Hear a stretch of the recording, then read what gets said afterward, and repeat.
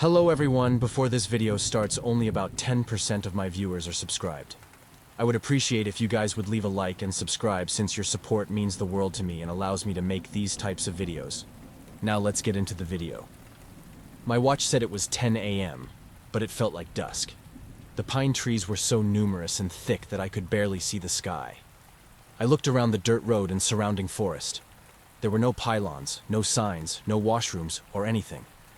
The only reason we knew how to get here was because Conrad's phone had the GPS coordinates. I thought there would at least be a gear tent or a food truck awaiting us. Instead, it was just a shallow ditch containing a truck, a van, and my crappily parked 95 Civic. Con, are you kidding me? Isn't this supposed to be Union? Polska Federacja Filmowa. He held out a crumpled call sheet. PFF. It's a Polish film union. It's a legit co-production. I almost wanted to laugh. How ridiculous. A foreign indie film starving for crew. Conrad was clearly desperate to try and find a boom-op with a vehicle and had run out of options. You motherfucker, I said. There was no way this would qualify in my logbook. He just shrugged. It's not like I was going to drive the 2 hours back into Vancouver and not get paid. He was here. I was here. Sound needed recording. I grabbed my backpack and boom pole, following Conrad to meet my new co-workers for the day. The crew was milling about under the shadowy trees, unbothered by the gray darkness of the forest. Some folks raised their hands, acknowledging Con's arrival. He waved back. Sorry we're late. The tallest of the crew, a 6.5-foot giant with blonde hair, gave a subtle nod and patted Conrad's shoulder. Nie ma problemu. The giant then turned to me and asked, Jak się masz? He looked like an unused character from The Matrix trying to blend in with the forest. Black trench coat, camo pants, slicked back hair, the works. I assumed he was maybe the lead actor based on the getup, or maybe a villain. Oh, she doesn't speak Polish, Con said. But don't worry, she's amazing. This is Anna Lee. She's a dear friend of mine. We went to the same film school. Anna, this is Oleg, the director. This dude is the director? I raised my hand. Hi. Maybe he had cast himself in the movie, which might explain the strange outfit, but regardless, he extended an open palm. Hello, amazing Anna. Welcome to our crew. Oleg's face maintained a blank expression. It felt as if he were observing my reaction to his presence. I shook his hand with mock confidence, a little shocked by how chilly his fingers felt. For a second, I thought I should joke about the cold, or comment on the long drive here, or literally say anything to break the ice. But the moment passed, and Oleg dismissed me with a nod. I nodded back and waved at the rest of the crew behind him. Although not quite as decked out as Oleg, everyone was also wearing some degree of black or borderline gothic attire. They waved back, mirroring my non-committal energy, and resumed chatting amongst themselves. A crew member with a baseball cap started handing out walkie-talkies and speaking loudly in Polish. Conrad told me this was the assistant director, and he was saying we should all stay on Channel 1 for on-set communication, Channel 2 for side conversations, and if any one of us got lost in the woods, Channel 1 was for emergencies also. Lost in the woods? I said. We're a crew of like 8 total. Aren't we just sticking together? Oh, absolutely, Conrad said. There's no reason for anyone to separate. It's just a precaution. Perhaps overhearing us, the AD switched over to English for his last couple mandates. And please don't forget to respect the forest.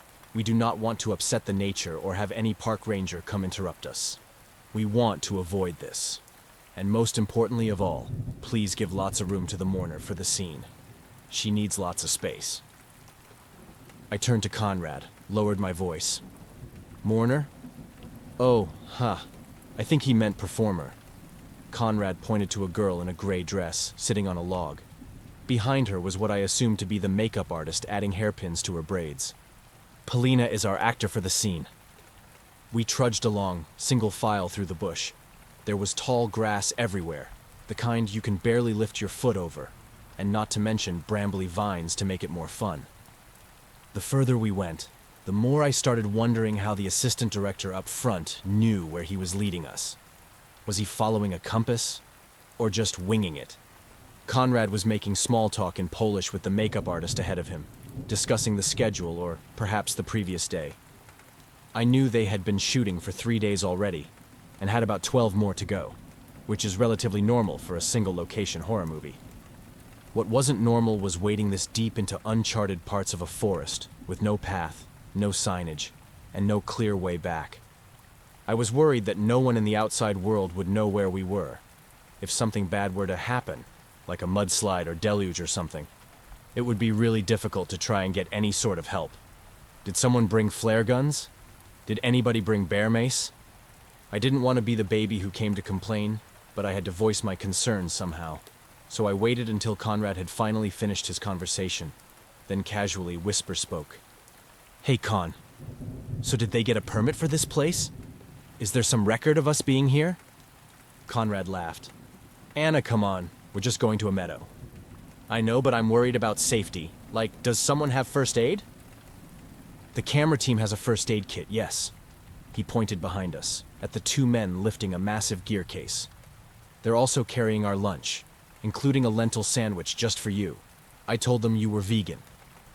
Oh, that's nice. Trust me, everything is copacetic. Just focus on your job. According to my watch, the trek only took about 35 minutes, although it definitely felt more like an hour. Eventually, all the dense foliage fell away and opened up into a very sizable meadow, which, despite the overcast sky, still managed to gleam in a sort of gray brightness. I couldn't say it was totally pointless to have walked this far, because the meadow itself was actually quite beautiful. Whoever scouted it had done a good job. Okay, here we go, the AD said. The camera team's carrying case was dropped and unloaded. With expert efficiency, the tripod, camera, and bounce boards were set up for today's first scene. The director pointed to a large oak tree in the center of the meadow. The gist I got was that our actress was going to be praying beneath the tree in some kind of wide establishing shot. When I turned to the actress, I noticed that she must have fallen into a pond during our trek. The bottom of her linen dress looked damp. Everywhere she stepped, her shoes made a squelching noise, and her wavy black hair shined like wet kelp. The makeup artist was doing her best to dry her. We're going to go for a wide shot of the tree.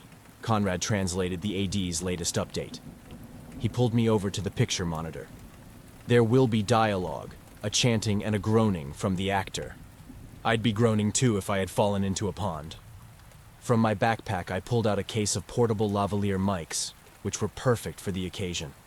The beauty of a lav is that you can strap it to a person and record their voice remotely, as long as they didn't rustle their clothes too much. It doesn't sound as clean as a boom mic, but for a wide shot such as this, it would be much easier to hide.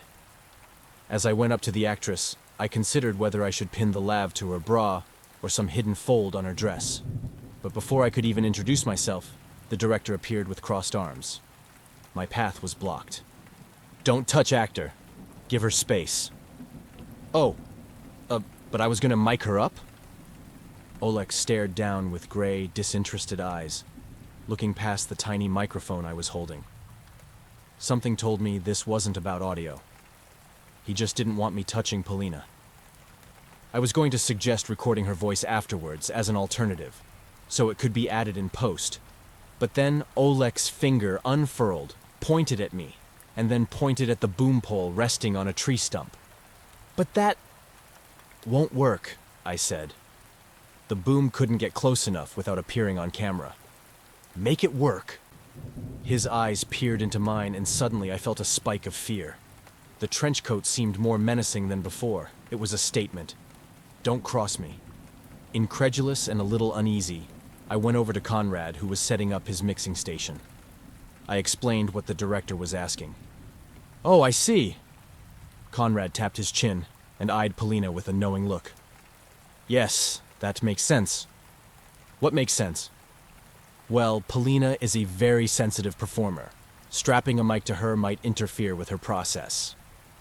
I looked at the actress and could only see a shivering, frightened-looking girl who probably wanted this to be over. She's what you might call... Conrad whirled his hand as he found the word. A method actor. She is inhabiting her character, so we want to be as unintrusive as possible. Okay. I tried to keep the judgment from my voice. Well then, Why don't you tell them they can shoot the wide silent, and we could pick up the audio with a boom and close-ups? Oh, I don't think we're shooting close-ups. Well, then we can record audio-only close-ups. I don't think Polina would be willing. I furrowed my brows quite blatantly. This was all sounding really weird. Well then, what do you suggest? I suggest we see how close we can get you with the boom. Let's give it a try. We did give it a try. Even when I stood as far away as I could, with my boom pole fully extended to 6 meters, there was no way for me to record quality sound, not without appearing on camera. After some back and forth, the director decided the solution was for me to go hide in the tree behind Polina. I won't lie, it felt a little demeaning to be asked to go squirrel up a tree. I saw myself as a soon-to-be professional in the film industry, and had this been a legitimate union set, I would have certainly said, sorry, no. But seeing as I've now been wrangled into an independent film, and I was a team player, I radioed on my walkie. Conrad legitimately sounded apologetic. I flipped my walkie back to channel 1. Then I untelescoped the boom pole and trudged my way to the tree. I avoided trampling too many of the dandelions because I knew they were being featured in the shot. Olex films are renowned. Sure, Con. I'm guessing this flick will sit unwatched at the bottom of Netflix, Shudder, or some adware streaming site. On approach, I could hear Polina chanting under her breath. It was the same couple words slowly repeated over and over again. Król Kolców, posłuchaj mnie. Czy ja żyję? She was standing shakily with eyes closed, both her arms extended outward, facing the distant camera, as if reaching out to it. I really wanted to tell her to save it for the take, but I knew how weird actors could be. I've seen plenty of cast who like to act as if the camera is rolling all the time, so this behavior wasn't particularly new. I just hoped that the tears streaming from her eyes and the slight whimpering was all part of the act too. Sneaking a good 2 meters behind Polina, I approached the base of the oak and could see that many of its branches were indeed climbable. I hoisted myself up along the trunk and pulled up the boom behind me. There were a few different nesting options, so I tried sitting across a couple branches. Eventually, I found one that seemed to support my weight, while also holding the boom. I extended the pole and fished around until I found a break in the leaves that allowed me to record Polina from the side. I suppose this might actually work. Olek's voice came over the walkie, sounding as cold as it did in person. I slipped on my over-ear headphones and listened to Polina's chanting through the mic. Król Kolców, posłuchaj mnie. My boom was wireless, so it directly transmitted to a receiver on Conrad's mixing setup across the meadow. I slipped my headphones back on and played with the mic's position. Czy ja żyję? Czy ja żyję? I sighed. Of course I would be the one booming and mixing this morning. From my pack, I pulled out my contingency H4n Zoom, a handheld recorder. I turned on my pocket recorder and connected it with the boom. It was stupid because Conrad should have been the one up in this tree.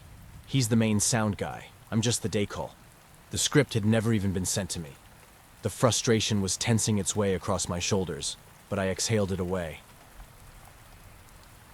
I had my fingers on the gain dial, prepared to lower it for any wails. The first 2 takes went off without a hitch. On both occasions, Polina would start with her chanting, progress to a sort of chant groaning, and then culminate in a wailing before the director yelled, "Cięcie," which was apparently cut in Polish. I adjusted my levels on the mini-mixer each time to compensate for Polina's volume, because the last thing I wanted was for the sound to peak, and therefore be unusable. After each take, I would also poke my head through the leaves to check in on the actress. Each time Polina would be standing in the same position, breathing hard, recouping her energy for another go. It was weird, but I guess this was her process. For the 3rd take, Olek wanted to swap a camera lens, so I took a moment to review the audio I'd recorded thus far. The first file sounded fine. Polina's voice was basically clean, save for some light wind, bird, and bug sounds. Pretty much perfect. But in the second recording, there was this super distant, very faint, barely noticeable squealing noise. As I scrubbed through the waveform, I could hear the squealing ride over top of Polina's vocals, drowning them out at times. It honestly sounded like some lone, wild pig had been crawling across the meadow, rearing its haunches and squealing over and over. What the fuck? I listened to the rest of the clip. It definitely sounded like a pig, a big one too, maybe a boar. The squealing continued throughout, and towards the end of the recording it hit such an uncomfortably high pitch that I reflexively threw the headphones off and almost slid down the tree. Leaves and acorns fell all around me. Conrad radioed from my hip. Navigating the small LCD screen of the mixer, I checked if maybe I was re-recording over existing files. Maybe the squeal had come from an old audio track. Maybe I had overwritten something corrupted, but the SD card was clean. Nothing looked wrong. It felt counterproductive to try and explain some out-of-place pig sound, so I decided to save the embarrassment. Oleg radioed in. Conrad said. He said. The AD then joined in. I shook my head free of pig thoughts and pressed my headphones against my ears. The mic still held its good position. I could hear the breathing of Polina, as if she were right by my side. She took several sharp inhales, held her breath, and then slowly exhaled. Across the meadow, I heard the director clear his throat and then yell, "Aktya!" Polina's chanting came quick and succinct, arriving with a bit more intensity than before. She must have known that they were going for a different shot or something, because her words had completely changed. Król Kolców, posłuchaj mnie. Ona jest twoja, I tylko twoja. I listened intently for anything off, dialing back the gain as Polina's vocals grew louder. There wasn't any pig noise or disruption, but for this take, Polina had started to cry during her chanting. And it wasn't the usual actor crying I had seen on some TV movies or soaps. It was more of a grief-stricken sobbing. It sounded deep and authentic. The sobbing then turned into bawling, and quickly became hysterical. I told myself it was just a performance, and that I shouldn't think twice. The sobbing then turned into wailing, and then the wailing faded under brisk, heated shuffles, as if she was wrestling something, as if she was fending off an animal. Mid-wail, I heard her fall and get up multiple times. I heard her strain, as if she was struggling to brush something heavy off of her. Then after a final cry, she stopped the performance altogether and made a heavy thud. After Oleg yelled cut, the first thing I did was peer through the branches to check on Polina. She was on her palms and knees breathing hard, with a pool of something, vomit, on the ground next to her. At the side of her dress, at about hip height, I saw a tear in the fabric, and a large dark stain. I squinted to see if there was a wound, or if she was actively bleeding, but from my height it was impossible to tell. Oleg radioed, indifferent as usual. I stared at the waveform I just recorded. Then I quickly scrubbed and listened. It was the same hysterical performance. No distortion. No pig, I said, hesitating to add more. I brought my walkie closer to my mouth and took a deep swallow. I held a branch away so I could see Polina breathing. She hadn't fallen over or anything, but she certainly wasn't standing either. Oleg kept his radio bursts short. I stared at the blotch on her dress. It looked like it was growing. The radio stayed silent for a time. Then Conrad came on. I flipped channels. No shit, Con. I didn't think I had heard anyone come up, but then again, maybe I was busy reviewing the audio. I just assumed Polina was alone the whole time. I would describe Conrad as a nice guy. We get along and I like him as a friend. Truly I do. But on set, he could be a total prick. I did actually. I really did. But then I envisioned what I would have to do. I'd have to climb down, wait for Conrad to get over, get Conrad set up, and then get myself out of frame. We'd waste over 10 minutes, and we've only been shooting for 20. It's still only the first scene. The AD would not be happy, and most certainly Oleg would not be happy, which I didn't want to witness. Worst of all, everyone would know I was scared, and that would be fucking embarrassing. Polina was still on all fours, so I just had to assume this was her new starting position. I let go of the branch and allowed leaves to obscure her once again. I sat down, readied my mic, and flipped the walkie to channel 1. Almost immediately, the AD responded. Akcja. Even sitting in the tree, a whole field away from the crew, I could still sense the irritation in the director's voice. I tried my best to distract myself by listening to the audio and treating all sounds as objectively as possible. Nothing was too authentic. It was all just performance. Polina's chanting came fast and hard as before. Ofiara jest blisko, ona leży na drzewie, twoje do wzięcia. Her words were different too, but I just had to assume Oleg had given her new directions. Nothing surprising. Nothing to be worried about. She started to cry again, and this time quite aggressively. Nie! Nie! Nie! And not only that, but she actually got up and ran away from her first position. I could hear her run around the tree, her voice growing and shrinking each time she circled by the mic. Obviously this wasn't great audio, but I didn't want to be the one to interrupt the take, so I did my best to adjust the levels on the mixer. Ja tego nie chciałam. Ja tego nie chciałam. Then, of all things, the squealing came back. It was large and wet, as if the creature had a nose full of phlegm. It started to circle after Polina, chasing the actress's wet shoes as they slapped against her feet. I was gripped in my seat, and I stared below at the ground of the tree surrounding the trunk. I searched for the shadows of Polina's legs, for the trundling of any hooves, but I couldn't see anything. It was all happening outside the leaves of the tree. And beyond the leaves of the tree, I could only see faint silhouettes. I was too scared to push the branches aside. My mic was picking up the circling of these two entities, the shrieking, terrified voice of Polina, and the heaving, snorting thing right behind her. I wanted to drop my mic, headphones and all my gear, but I was paralyzed. The pig beast sounded too angry and purposeful to be any animal. The word demonic rattled in my head. Then I heard a small crack, like snapping of a celery stick, or a bone. There came a stifled inhale, a stumbling sound, and the worst, most vicious squealing I'd ever heard. Polina was screaming, no doubt, but she was barely discernible beneath the shrieking peals of the stomping hog.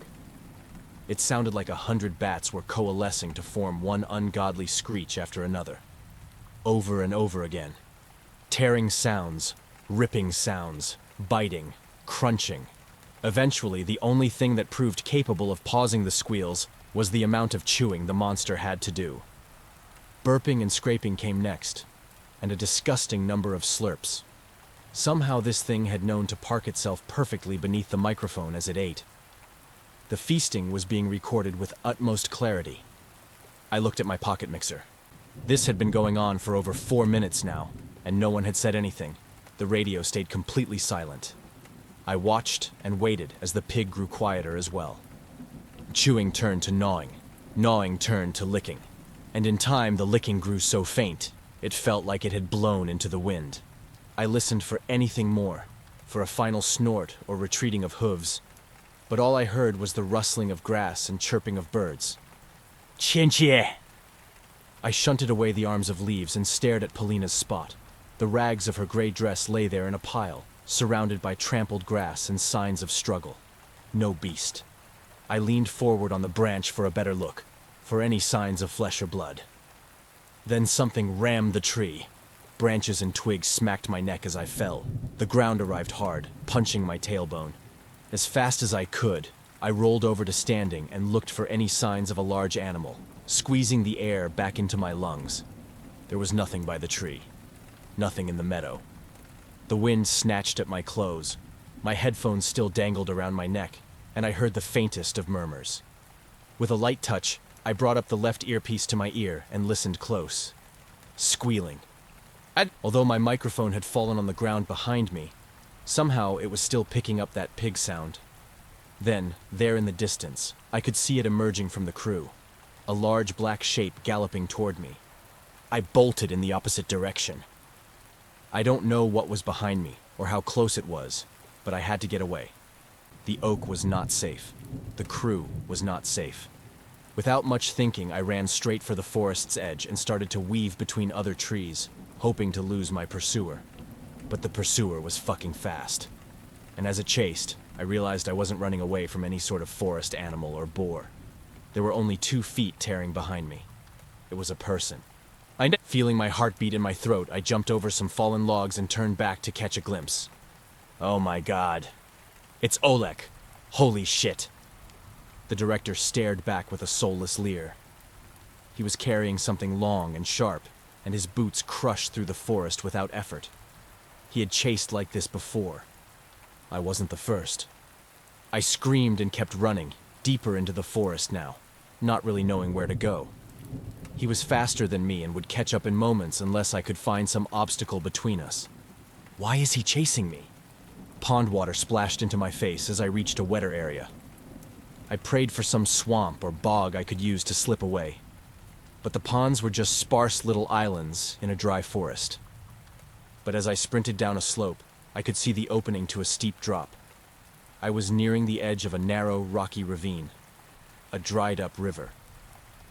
If I jumped over, I could probably land and cling to the opposite side, which was a rocky lip. It would definitely hurt, but I could pull myself up and maybe get away. It was worth a shot. I neared the edge, took 2 steps back, paused, ran forward, and leapt. I fell hard on the opposite stony edge, and it crumbled beneath my weight. The rocks and pebbles broke apart from the tightly packed dirt, and my hands failed to grab hold of anything. Oh God, what have I done? The impact was immediate. All air vanished from my lungs. There was pain all along my back and tailbone, which grew worse as I raggedly inhaled. Out of the corner of my eye, I could see Oleg climb down toward me. I feebly tried to crawl away, but it was no use. The escape attempt was over. Oleg's cold gray eyes appeared menacing despite giving no actual expression to his face. He stopped a foot away from me and surveyed my wounded body, out of shock or worry. I couldn't tell. He lowered the weapon he was holding, which I could now see was the boom I had left behind, and placed it at my feet. Then he leaned close, put a hand on my shoulder, and brought his face close to mine. His voice sounded ominous, yet still very much concerned. How was that for sound? Thank God I didn't break any bones. The shrubby softness of the ravine's slopes had cushioned enough of my fall. I leaned onto one of the slopes and let the earthy coolness soothe my sore back. Although there would be tenderness on my tailbone and left leg, everything still felt intact. Oleg had radioed in that he'd found me. I'd given him my headphones and Zoom recorder, which he was now using to review the quality of the last takes. Clean sound. He nodded with a calm seriousness. Was it clean, though? I could faintly hear the squealing whines through the cups of my headphones, but Oleg gave no reaction as he pressed the cushions closer to his ears. I wondered if he was intentionally trying to come off as unfazed. Was he actually trying to be encouraging of my work? Did the pig squealing actually not bother him? His entire demeanor felt alien. At times he would meet my eyes, trying to maybe show a glimmer of gratitude or perhaps sympathy. But it's like he couldn't get his face to activate the right muscles. I'm glad it's clean, I croaked out. Or that at least you think so. After a few minutes of listening, Oleg took off the headphones and offered a massive palm for me to grab. I really didn't want to leave with him, but I didn't know what else to do. I wouldn't know where to go on my own without getting further lost in the woods. And the last thing I wanted was to get stuck in a worse ravine, dying of thirst, awaiting bears and cougars to eat me. So I grabbed his arm. "Your work is strong," he said. Then he handed back my gear. Thank you." The ease with which Oleg knew how to operate my equipment was a little astonishing. I figured he was probably used to playing multiple roles on set, the curse of many indie films. But after he hooked my boom into my mixer without a moment's hesitation, another thought crossed my mind. Maybe he had been expecting me to use the handheld recorder. Maybe he had been expecting me to climb up alone in that tree this whole time. Did he somehow know I would be menaced by this ghostly pig? I stared at his swirling trench coat as he led the way to an exiting slope. Was something supposed to happen to me in that tree? He briefly turned around and said, "Don't forget to back up the data on that card. We can't lose it." Then I realized I was dealing with a guy who only cared about his film. That's why he sent me up that oak. That's why he didn't care about my bruises. He truly only cared about his audio. His video. Just a regular self-absorbed dude. Stupid as it sounds. That felt relieving. I didn't want to focus on paranormal, conspiratorial thinking. I just wanted to get out of here. With no real option, I followed Oleg, limping slightly, just 2 steps behind. It felt very weird to come back like an obedient sheep, like a patient returned to her psych ward. But what was I supposed to do? Keep shambling through the woods? Pray that I somehow stumbled back to my car? Within minutes, we were back at the meadow, showing just how little I had actually run. As soon as we broke through the forest, Conrad sprinted over, clasping both his palms on my shoulders. "Oh my God, Anna! What happened?" I appreciated that he had run up. The rest of the crew were still across the meadow, observing distantly, fiddling with tripods and bounce boards. I cleared my throat and rubbed my aching left knee. I fell into a ditch, Con. Oleg got me out. Perhaps sensing I needed time alone with the only proper English speaker, Oleg dismissed Conrad and continued to the others. Conrad said something in Polish, but then immediately turned to me. "Are you injured? Are you okay?" My limbs were sore, but that wasn't the main problem. "I'm okay, but no, not really. I'm not okay. I don't feel comfortable right now about any of this."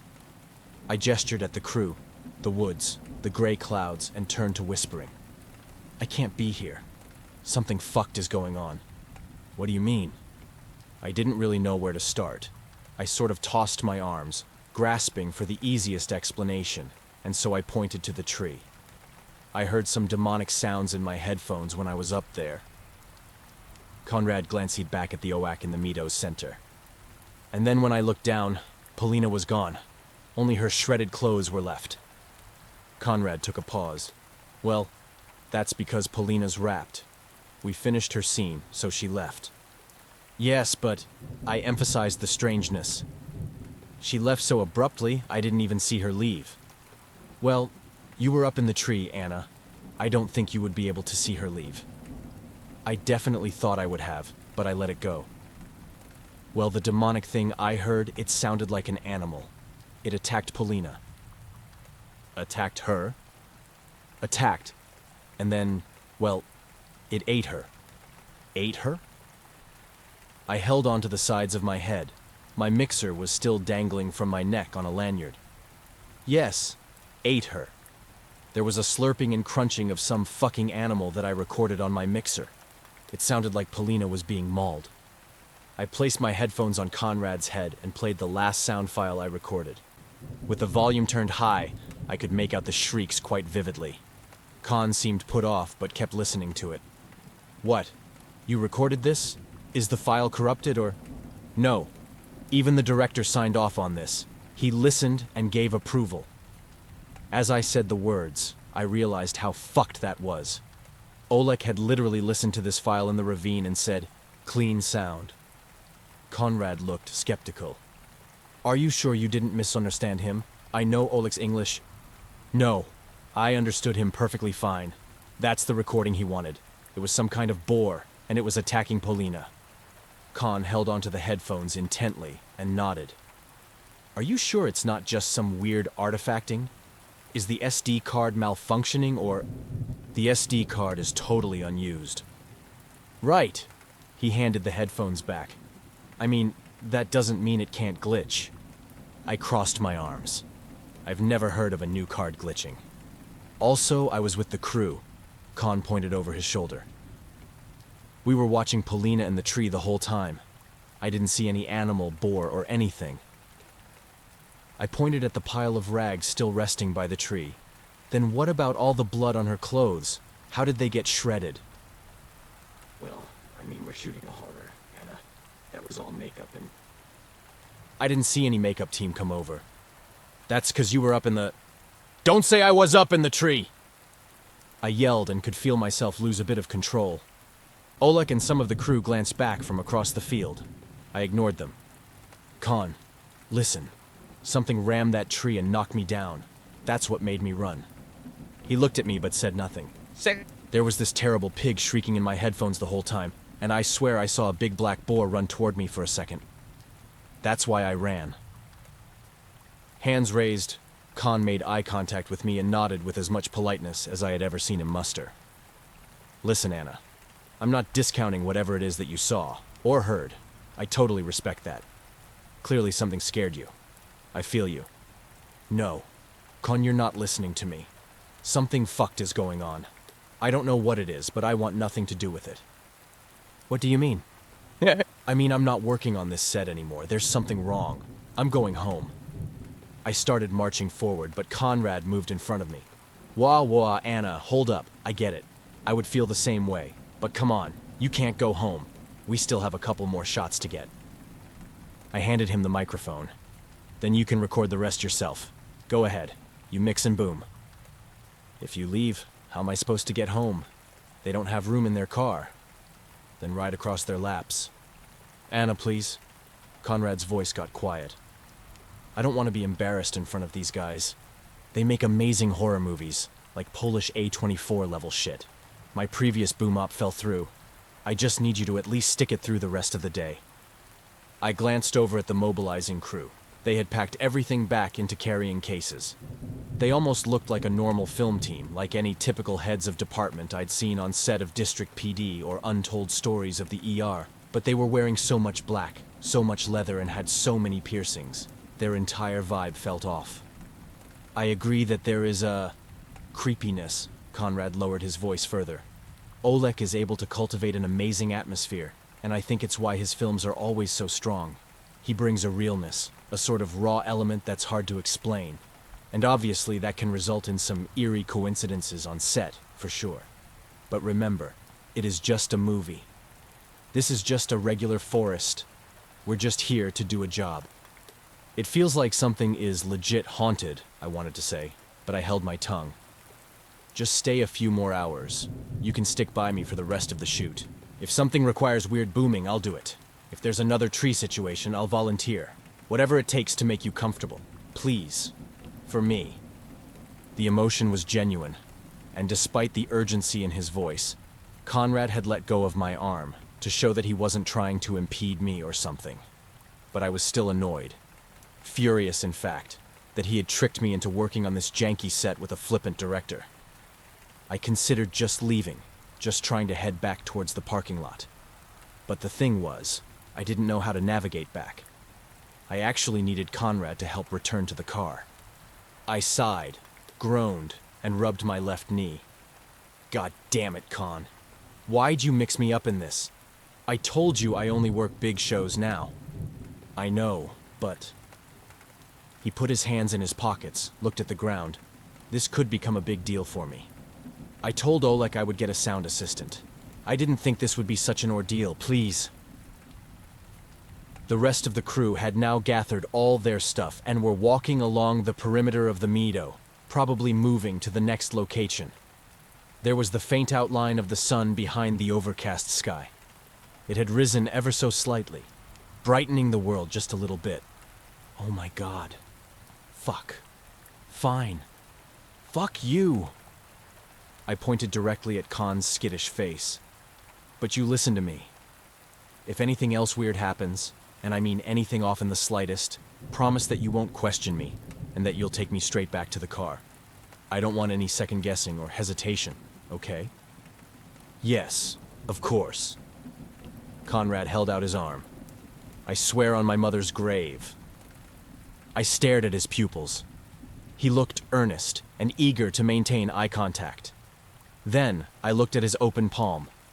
The fingers were slowly stretching towards me, seeking confirmation. I handed him the boom pole. The next shot is yours. I'm not booming. Sure, that's no problem. And I want to know exactly how many shots are left. We can ask the AD. And I want you to admit right now that this is weird, that it's not cool you've roped me into this, and that you're a fucking idiot. Yes, you're right. I'm wrong. I'm a fucking idiot. I hated this. I did not feel comfortable. But I needed a guide out. I needed Khan to be agreeable. Like with so many other annoying things about the film industry, the hours, the nepotism, the sexism, to name a few, there comes a time when you just have to grin and bear it, pretend it doesn't bother you and get through it. I rubbed my knee one last time, and then ignored the soreness as I continued to walk. Pretending is what I do best. We set up for lunch by some logs near the meadow's edge. using gear cases as tables. Conrad had advocated that we could use a reset, which I appreciated. And thankfully, no one was opposed to an early snack. Most of the crew members had skipped their breakfast. Over sandwiches, I focused on relaxing. I wanted this to be just a normal set. I didn't want to be in panic mode the whole time. So, I bit the bullet and apologized to the crew. I didn't want them judging me for the rest of the day. I stood up in the middle of their eating circle and said I was sorry. In response, the AD came and patted my back, telling me not to worry, and that apologies were unnecessary. Everyone came to understand that I had had a panic attack, but now I was okay. They were respecting that. Everyone acknowledged that the woods were dark, and it is of course very easy to see things that aren't there. It is reasonable to get afraid. In the forest, the makeup artist said, it is natural to be scared. Yes, it is very natural, I said. Then I sat back into my own corner. My sandwich was packed with lentils, just like Conrad had said. In fact, they had made 2 huge sandwiches just for me, which I was grateful for because my body was craving energy. Even though I wanted to inhale the food, I paced myself. I ate as normally as I would on any other occasion, because the more I acted like everything was fine, the more mentally everything felt fine. I made small talk. I stretched my legs. I asked Con what this movie was even about. Oh, it's a Polish folklore film, he spoke in between bites. It's about scary things in the forest. Like scary things attacking Polina? Sort of. Polina plays Ponocnika. Lady Midnight. Lady Midnight? Yes, she is a ghost in Polish folklore, a wraith who will try and possess your body. I chewed and wondered how Polina's cowering and wailing was supposed to make her a possessive wraith. She seems more like a victim to me. That's because she is. Con wiped his mouth. This film is her origin story. Before she became Ponocnika, she was just a regular woman. A regular villager who made a bad deal with the devil, who then cursed her to wander the earth as a wraith. I nodded as if this was common knowledge. You've read the script? No. I know it from childhood. My mom used to warn me not to wander into the backcountry by myself, or else I risk meeting Lady Midnight, who would then kidnap me, usurp my body, etc., etc. Right. I grabbed another napkin and looked at the rest of the crew. They were all eating 2 huge sandwiches, if not more. I could smell the tangy waft of horseradish, mustard, and spicy sausage. Oleg looked like he was annoyed that we were on break. And so, why did this crew fly all the way here? I whispered. Why shoot some Polish folk tale in Vancouver? Oh, I think the producer is half Canadian, and he was able to secure some funding here. Something like that. What funding? I wanted to say. I've seen high school films with higher budgets, but I chewed my lentils and stayed quiet. We tossed all our crumpled wax paper and empty water bottles into a portable trash. At least they got that much right. After enjoying a fruit bar as a dessert, I could actually feel myself winding down. My heart was no longer beating in my throat. The butterflies in my stomach were gone. Relishing the feeling, I unwrapped a stick of gum, and then came the rustling. Everyone paused and looked towards a set of bushes. It was hard to articulate why, but even through the leaves, I could tell it was something walking on hooves. There was something padded about the movement. And maybe it was just me, but I could swear I heard a soft, ineffable oinking in the distance. The crew sprang into action, locking the camera to its tripod within seconds. Conrad jumped up and grabbed my boom with a look that said, "I'll take this one." Everyone aimed in the direction of the foliage, trying to capture whatever lurked. Oleg glued himself to the viewfinder, zooming and adjusting the camera all himself. Conrad fully extended the boom and swung it around, trying to capture the sounds of whatever approached. At the base of the bushes, I could see Polina's gray rags lying splayed on the ground. Was that intentional? Were the rags supposed to lure something? For a moment, everyone went still. It felt like the entire wilderness had gone silent. A quiet wind lightly teased some branches. Oleg turned both of his palms upward, as if he was holding something, or receiving something, summoning something. There came a growl, and everyone lowered their heads, looking for the source. Conrad got a little too animated, and swung his boom pole right at Oleg's temple. Oleg lashed out with one of his massive arms, which clipped the camera beside him, sending it straight to the ground. The bushes shuffled one more time, and then the pig, or moose, or whatever it was, could be heard trailing away, breaking into a trot. Oleg brought the camera right up to his face, and aggressively clicked around the viewfinder's touchscreen. Ni! Ni! He slapped the device, as if he could rewind it to the moment before the opportunity was lost. He waved his arms, trying to attract whatever energy had just dissipated, then stepped past the camera to face the bushes. No kurwa mach! Like an angry chilled, Oleg poked his head into the leaves and began batting at them. Konrad ti pierdol, ale tu spi persiwish. Conrad's eyes turned wide and quivering. He tried to withdraw into some reality where the take had not been ruined. Oleg approached him with a slung-back hand, ready to release some retributive slap. But after a tense moment, the only release was a torrent of spit on Khan's face, as Oleg yelled and yelled and yelled. Still sitting, I inched away on the log, afraid of what the director might do next. Even the rest of the crew took a few steps back. As quickly as the tantrum started, Oleg exhaled and dismissed Conrad, clearly unable to bear another glance. Conrad snuck away, pretending to fiddle with the knobs on his mixer. Everyone looked at each other, but mostly at the ground. Some ravens cawed in the distance.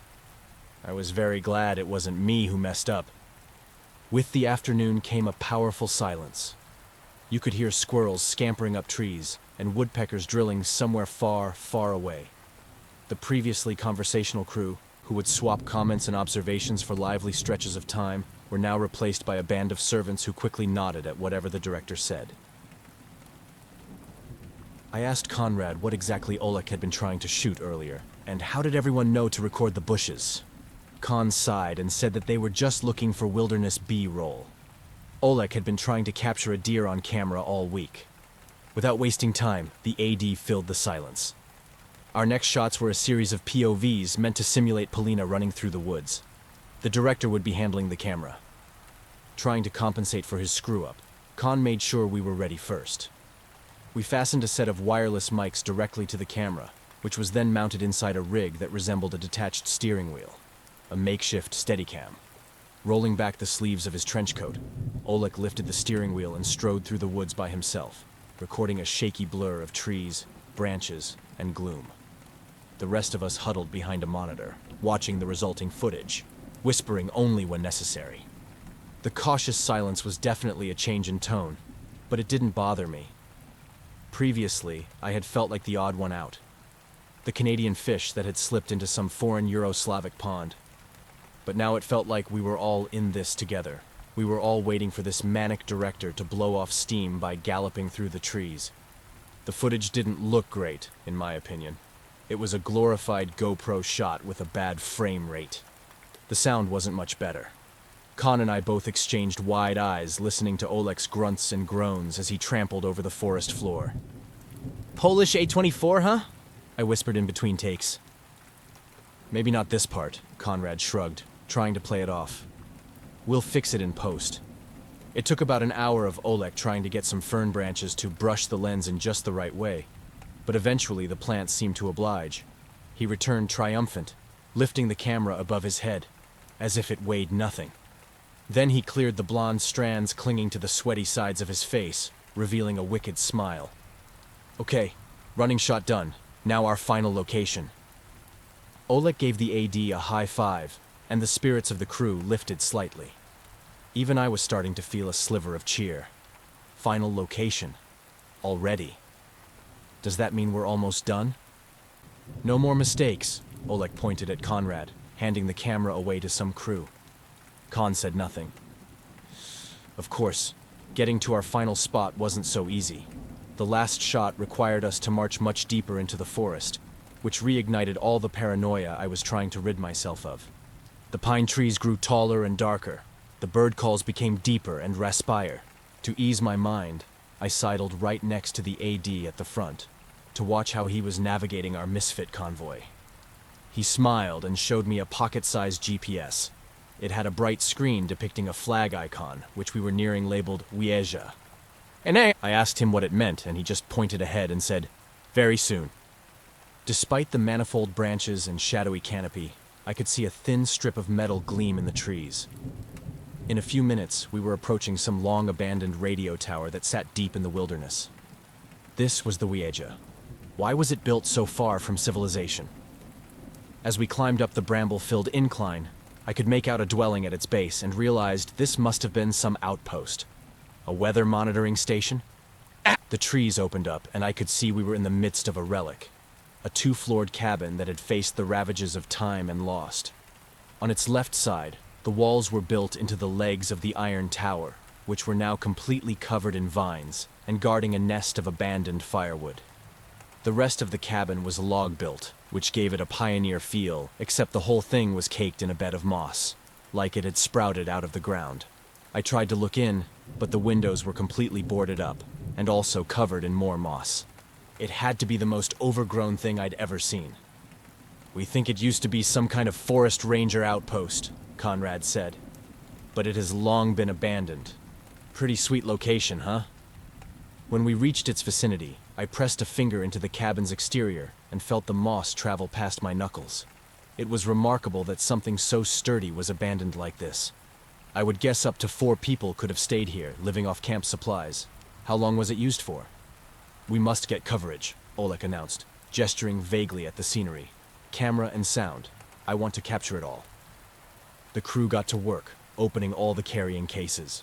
I whispered to Con, "So are we like shooting a scene or—" "No, not really." Conrad turned on his mixer and started playing with the levels.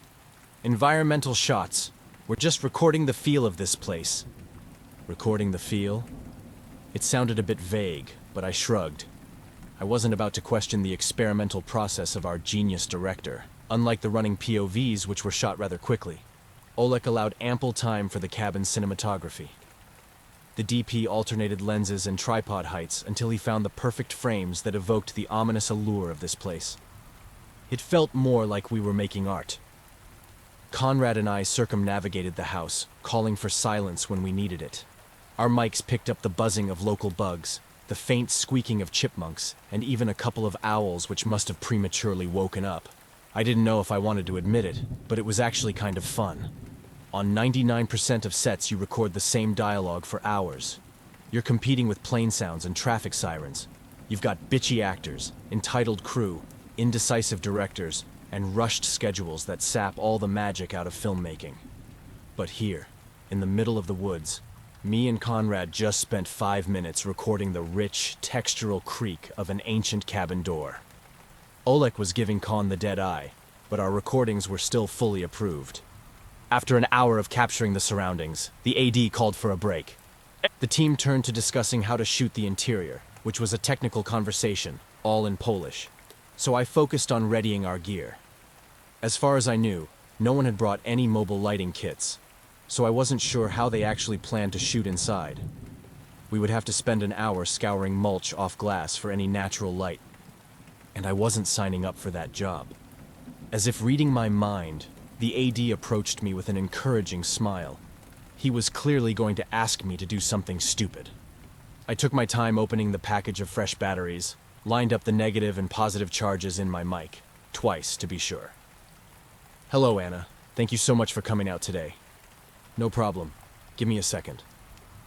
I did the same thing with my other microphone, double-checking everything. If he was going to waste my time, I would waste his. "How would you like to be in this film?" I paused. "Be in this film? What do you mean? Do you want to be actress?" Without even intending to, my jaw dropped a little. I was not expecting this. "No, sorry, I don't want to be an actress." The AD didn't push it any further. He went back to the circle of crew and spoke with Oleg. The director said some things, pulled Conrad aside, and then Conrad walked over to me. Before he could open his mouth, I raised my hand. I'm not acting in this movie." "Who said anything about acting?" Conrad smiled, laughed a small laugh. No, nobody wants you to act. There's just one particular shot they want to get. You see, technically speaking, this cabin is meant to be the birthplace of Pomocnika." You mean Polina's character?" "Yeah. We're getting shots of her home here as a flashback element. But Oleg thinks it would be good to also get the back of the character's head and profile, as she looks through her old house. Is that what we've been shooting? Some experimental flashback? So, why was Polina wrapped earlier then? It was an oversight. Now Oleg thinks adding a Polina stand-in would be clutch. Well, I'm sorry. I don't want to be a stand-in. I looked at the mossy cabin, at the gaping black hole of the half-open door. Can't Oleg, shoot Polina on a green screen? No, come on, Anna. Oleg doesn't do that. He's all practical. You have the same length of black hair. You're about the same height. It's just for one shot. No, Kon. I don't want to do it. You can think of it as an apology for getting you wrapped up in this. Oleg will give you a day rate for acting. What? And I'll give you half my day's wage on top of that. Compensation for leaving you in that tree. What the hell? Why? Conrad lowered his voice and brought his hands into a small prayer. Please, I want this film to be a success. I want to be hired by these guys again. I've kept my word, haven't I? What word? That I'd act as a shield. Prevent you from doing anything uncomfortable. Con, this is making me feel uncomfortable. But it's the last thing. After this, we're done. We'll go straight back to the car. I looked over the rest of the crew. The DP was waving his arms, explaining something to Oleg, who was nodding with minimal effort. Then Oleg turned and looked directly at me. His gray eyes shimmered with focus that prevented mine from leaving. A hawk, spying a mouse. I did a full 180 and faced the cabin. Conrad came over, hands still pleading, voice still a whisper. I'll even pay for your gas, for here and back. Listen, Con, whatever pickup shot this is, it's the last thing I'm doing. Then we're leaving. So, is that a yes? Get the AD to announce I am leaving right after this. You're taking me straight back to my car. Sure. Yeah, I can do that. And tell Oleg I'm only doing one take. Conrad scratched the back of his neck. He looked over at the director. Only one. But what if we need... I'm only doing one. That's it. One and I'm out. If we need another, that's your problem. You deal with Oleg. Okay, sure, that's fine. I'll figure it out. Thank you, Anna. Thank you so much. He gave me a hug. I stayed facing the cabin. The makeup artist combed and sprayed my hair to match the wavy raggedness of Polina's. She wasn't very talkative, but did mention I had pretty hair, naturally silky, and that it was easy to manipulate. Very easy to manipulate. The AD had announced that this was going to be my last shot, just as Khan promised, and that I would be escorted as soon as we were done. It also meant my makeup artist had to triple check her work with a dozen brushes and wedges. According to her, I looked fabularna, which must have meant fable-like. I responded with probably the meekest smile in my life. Although shredded at the skirt, the upper half of Polina's dress was still fully intact, and so I was allowed to change into it behind the cabin. No one came to supervise. As I left, I could hear the echoes of the crew arguing. Oleg was criticizing Conrad again over something. I ignored it. For the first time since picking up Con this morning, I was completely by myself. I took a moment to assess the whole situation. This was it. Just me, by myself. In the middle of the woods with a bunch of strangers and a single friend from film school who gaffed my 4th year short. He was an all-right gaffer, I guess. Honestly, I trust Conrad and think he's a decent guy. He helped me land some of my first gigs out of film school. But those gigs were always weird. He'd always be doing sound on music videos between half a dozen heavy metal bands I'd never heard of. All of them paid in cash. There was always a DP who would smoke weed in between takes, or band members who always arrived late. I'll never forget the day we wasted a whole afternoon on an insert of Live Snake as it slithered across sound speakers, our film gear, and then all the way into a kitchen cupboard. It was not a planned shot, but despite the bullshit, I always did get paid. At a crucial point in my life, too. I always felt like I owed Con for that. It was a legitimate stepping stone for me. Breathe. You've got this. I stripped down to basically my underwear, relinquishing the cover and warmth of my trusty jeans and oversized hoodie. Christ, it is cold. This dress is damp as hell.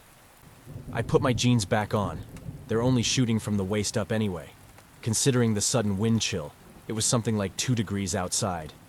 Just 5 minutes of standing in the cold. You've had worse. Pretend you're fine. Pretending is what I'm good at.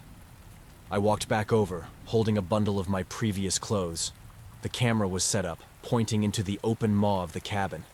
The AD stood by the door, acting as a proxy for where I would be standing.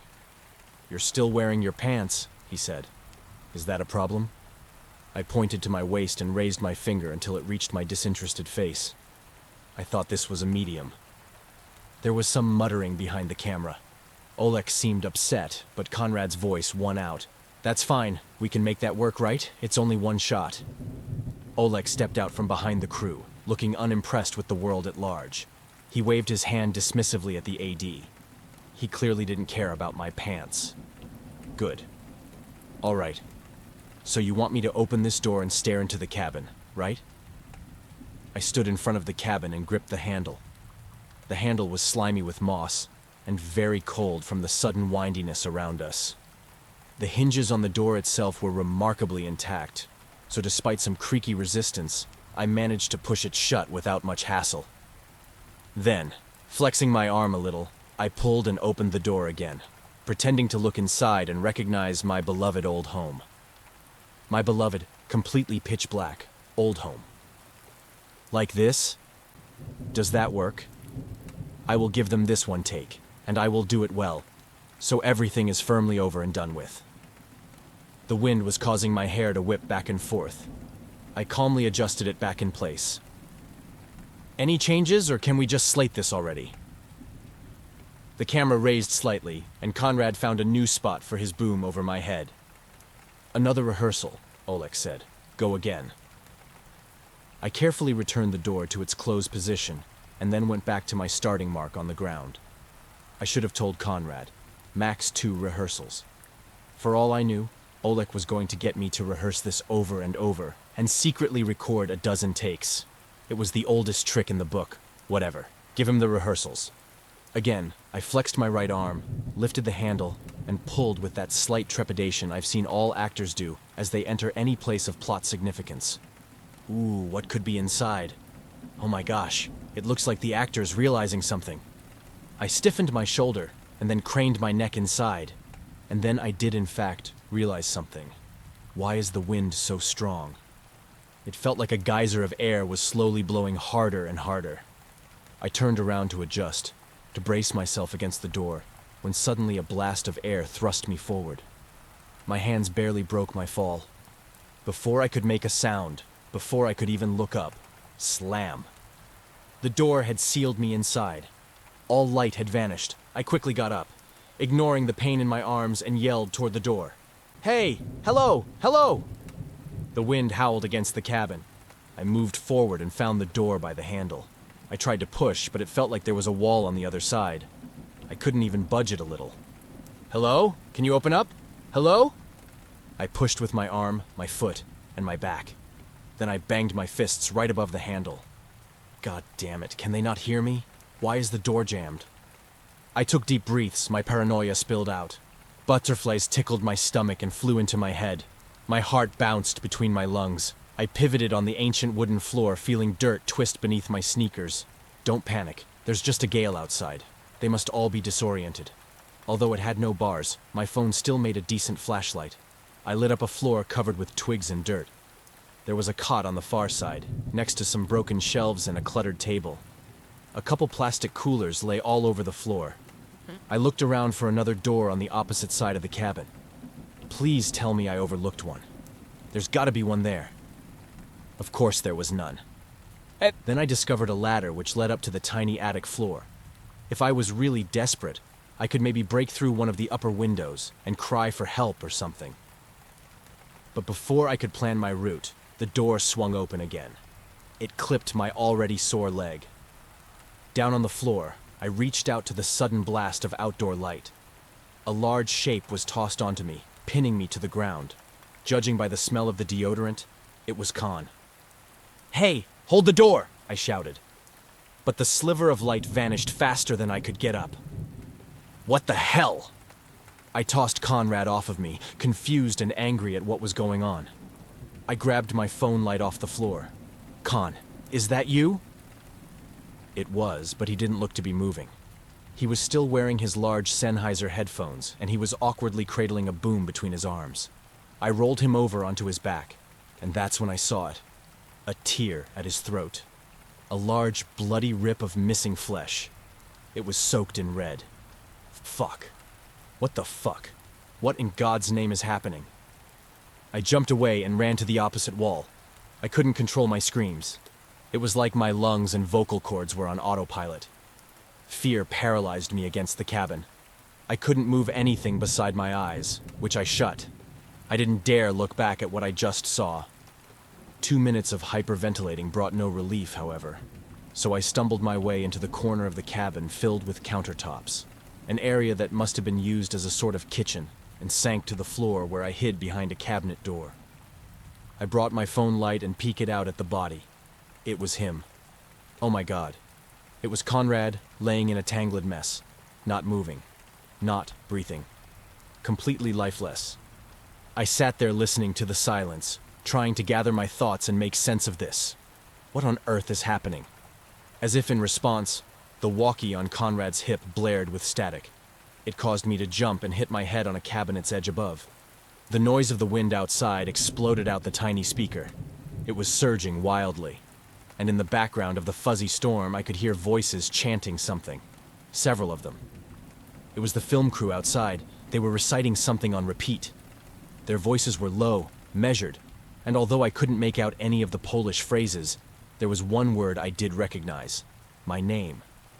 They were chanting Anna over and over again. Anna, Anna, Anna. Hell no. Whatever this was, it had to stop. Although I was in the midst of a panic attack and shuddering erratically, I forced myself to hobble forward, past an upturned cooler, and past a broken chair until I reached Khan's body. I cannot tolerate a cult chanting my name through a fucking radio. I clawed at his waist, looking for the walkie. I quickly found it, seized the dial, and turned that shit right off. The sound cut out. Thank God.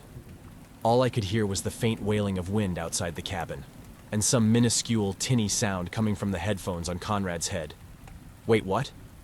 I looked at the Zoom recorder lying by his side. I didn't notice before, but I could see the device was still on, and it was still connected to the boom lying on his chest. Each second by the body brought me closer to fainting, and the last thing I needed was to pass out. So I closed my eyes and tried to make out the tinny noise. Unbelievably, I could actually hear Conrad. I could hear his own voice playing into the headphones on his head. Did he record something for me? Desperate for answers, I pulled the Sennheisers off his head without looking. Then I fumble-yanked the Zoom and boom from his hands and scurried back to my spot in the kitchen corner. There was no way I could linger around that corpse. I gathered myself and wiped what I thought might be blood off the headphones. The foamed ear pads adjusted snugly to my head. I listened close. It was the woeful whisper of Khan's own voice. He sounded distant and airy. Holy hell, Khan. When did you record this? I looked at the Zoom's tiny screen to determine what file was playing. What was the timestamp? Did he tape it while I was changing a few minutes ago? Then I noticed the red light was on the device. Not blinking. Not pulsing. A solid red light. That meant it was actively recording. I froze. The boom mic was resting on my lap, pointing lopsidedly at Khan's remains. Using minimal movements, I lifted the mic, extended it slightly, and aimed it directly at Khan's body. His voice was louder now, still airy, but much more clear. I extended the boom further, bit my tongue, and aimed the tip of the mic right at his lying, deceased head. Could have stopped it. Could have interfered. And now, Anna... I stopped and stared. It felt like the audio had finished. All I could hear now was faint, gentle hum of the cabin's room tone. It wasn't so much that I was saying a word in response. It was more like I was just releasing a sound that got caught in the back of my throat. Khan. I stayed standing for a while, not saying anything, just testing my own sense of reality. Goosebumps had rippled across my entire back and traveled down my arms and legs. If I hadn't just been wind-hurled inside of a dark cabin by a group of filmmaker cultists currently chanting outside, I might have been a little more skeptical of the situation. Instead, I took a big breath and forced myself to ask the obvious. Con, are you dead? His body wasn't moving. In the weak light of my phone, I could see the fresh, ruby-colored blood glinting off his neck. It sounded like him, like he was in the space with me. Except even though I was pointing the mic right at his dead mouth, I sensed I was only picking up an echo, as if Con was somewhere else. Instinctually, I twisted the boom and pointed the mic up, aiming where I thought Con's head might be if he was standing upright. The voice was pristine and clear, as if he was standing 5 feet above his own body, except it was completely empty space. Holy shit! No, not at all. How is this possible? How are you talking? I could hear him shift in the air and take a breath. I could literally hear him breathing, but I was still pointing up at nothing. Just stale cabin air. What? A dark weight descended onto my back. A spike of hopelessness. It's like I've just been faced with something impossible. A czar? Like a Polish warlock. What do you mean? I brought myself to sit down on one of the coolers and readjusted my grip on the boom pole. I could hear Con's voice drifting slightly. His breath was moving. The breathing soon turned to sniveling. It sounded like he was fighting back tears. I stayed silent and did my best to track the invisible voice. What is Oleg trying to do? I followed his anguish to a small bench lined up against the wall. I got the sense he was trying to sit down. Do what? Crying. The fleshy, wet sounds of wiping up a nose and eyes. I didn't know whether this was truly the same Con I knew before, or if his new form was more emotional. I took a big swallow and glanced down at his limp body. His arms were still curled in an awkward jumble. What's in here mean? What is supposed to happen? Another dark weight. My gut didn't want to know anything more, but of course I had to know more. What are you talking about? Get who to possess me? Nay. It was now officially becoming too much. Although I was freezing in this thin, ragged dress, I forced myself to stay still. The folklore lady? The tree? My throat became tight. I momentarily choked. You mean they were actually trying to... My whole chest tensed up. So they were trying to exploit me. I wasn't being paranoid. My worries were all valid the moment I got here. I had been lied to by Con the entire time. My grip on the boom tightened. I lowered it a little to accommodate for my shaking. Despite the torrent of fear still coursing out all ends of me, anger was now flaring too.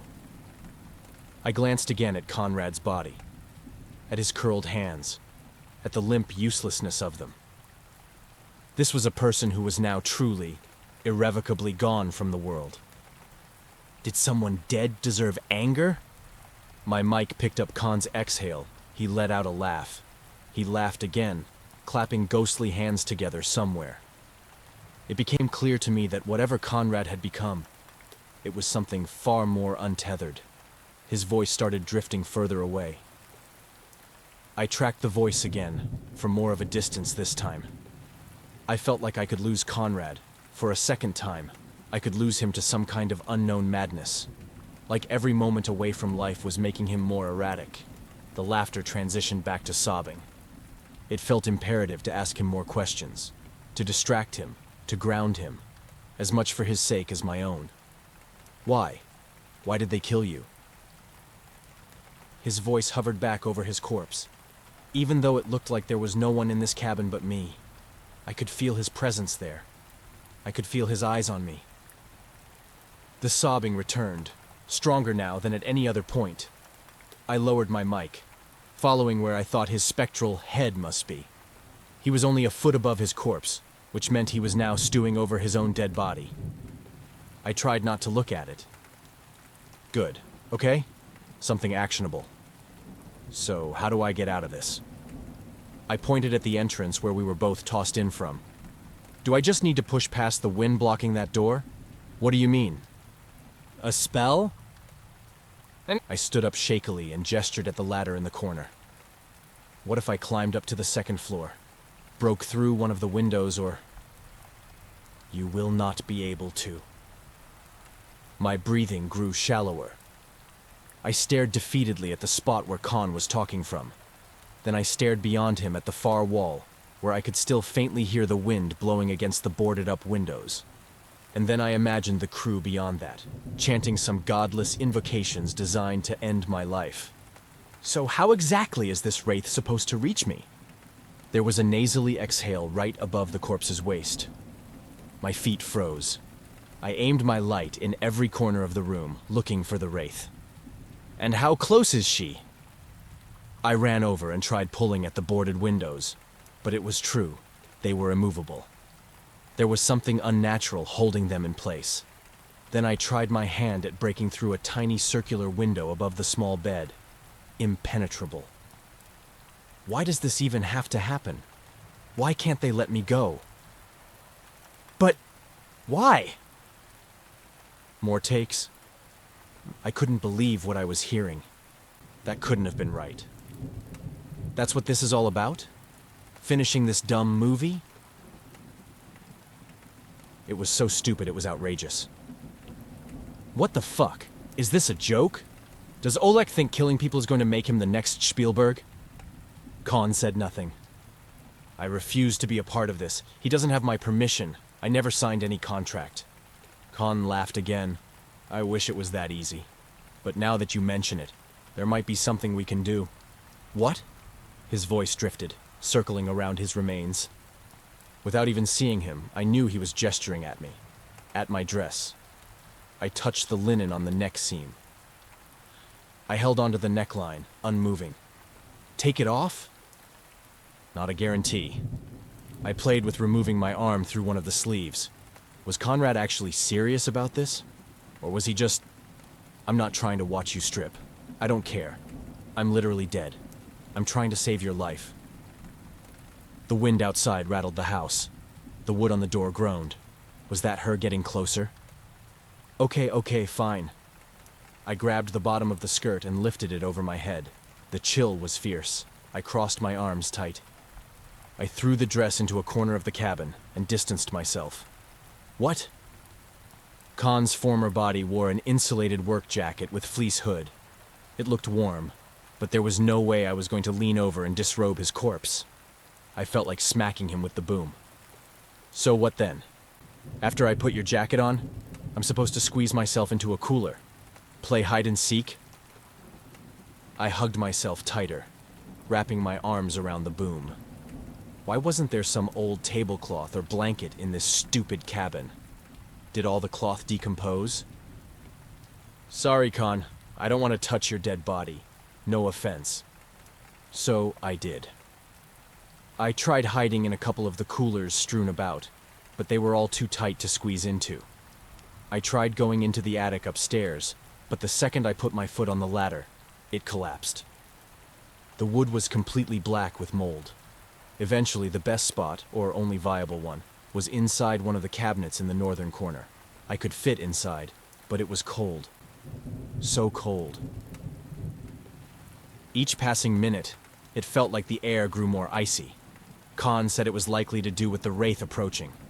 Even if I did hide successfully, at this rate, I was risking hypothermia. As much as I hated to admit it, he was right. An undershirt and jeans were not enough for this temperature.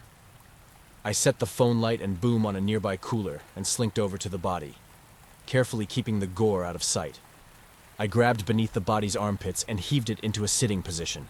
From there, I unzipped the jacket and pulled at both of the sleeves. The coppery smell was very strong, so I did my best to hold my breath. A couple times I caught a glimpse of dangling flesh around the neck. He's just asleep. It's only makeup. He's just asleep. After an annoying tug of war, I finally managed to slip the whole jacket off, which plopped the head right into my line of vision.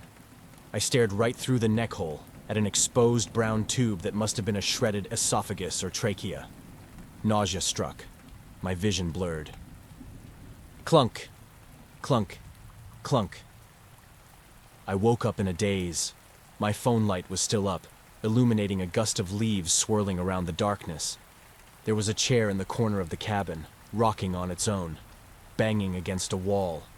A loose rock went sailing through the air. I rolled before it could dent my head. There were several twigs, papers, and other objects flying through the air in a haphazard fashion, being drawn to the chair. I grabbed my boom off the floor and searched for Conrad, aiming my microphone at his body. When had it been turned face down? I couldn't hear anything. I adjusted my headphones and aimed the boom at the bench where Con had sat earlier. Nothing. Then I aimed it at the rattling chair in the corner of the room. The headphones practically flew off my head. I fell over and backed away. The chair was squeaking across the floor, and I could now see how it looked like Con was trying to pin another entity to it. They were two invisible forces grappling each other. I stumbled across the dress I threw to the floor. I scrunched it up and prepared to toss it somewhere. But did it even matter? The Wraith could obviously sense me now, right? Decision paralysis. What could I do? These were the last couple moments of my life. Any second Con would lose, and then I would be overtaken by a ghost woman and be ousted from my own body. I would die from it, wouldn't I? Or would I be a prisoner in my own body? A subject for whatever wickedness Oleg had in store? He would force me to wear the dress again. Force me to wander the woods. Force me to keep acting in this godforsaken film. I threw the dress on Con's body, instinctually trying to cover it. And then I realized something. The Wraith's here looking for a body, isn't she? I bolted over to the corpse, thwarting all my inhibitions. Forcibly, I stretched the dress over the body's head, pulling the fabric of the skirt over its scalp, all the way down to the waist. Thankfully, it was lying face down. I fed the arms through the sleeves and made sure its head popped through the neckline. The corpse was wearing it backwards, but surely that couldn't matter. The linen ripped here and there, and the bloody throat must have terribly stained the dress on the other side. I didn't dare look, but it was on. The dress was on a body. Then I flung myself away and hid behind the cabin's single bed. I placed the headphones back on, made sure everything was still connected. I pointed the mic at the chair. It was the Wraith. There was shuffling. I could hear Con screaming, but I couldn't see anything. The chair was still rocking back and forth. Con! The chair collapsed to the ground, shattering to pieces. I braced myself, my teeth clenched. I was still freezing.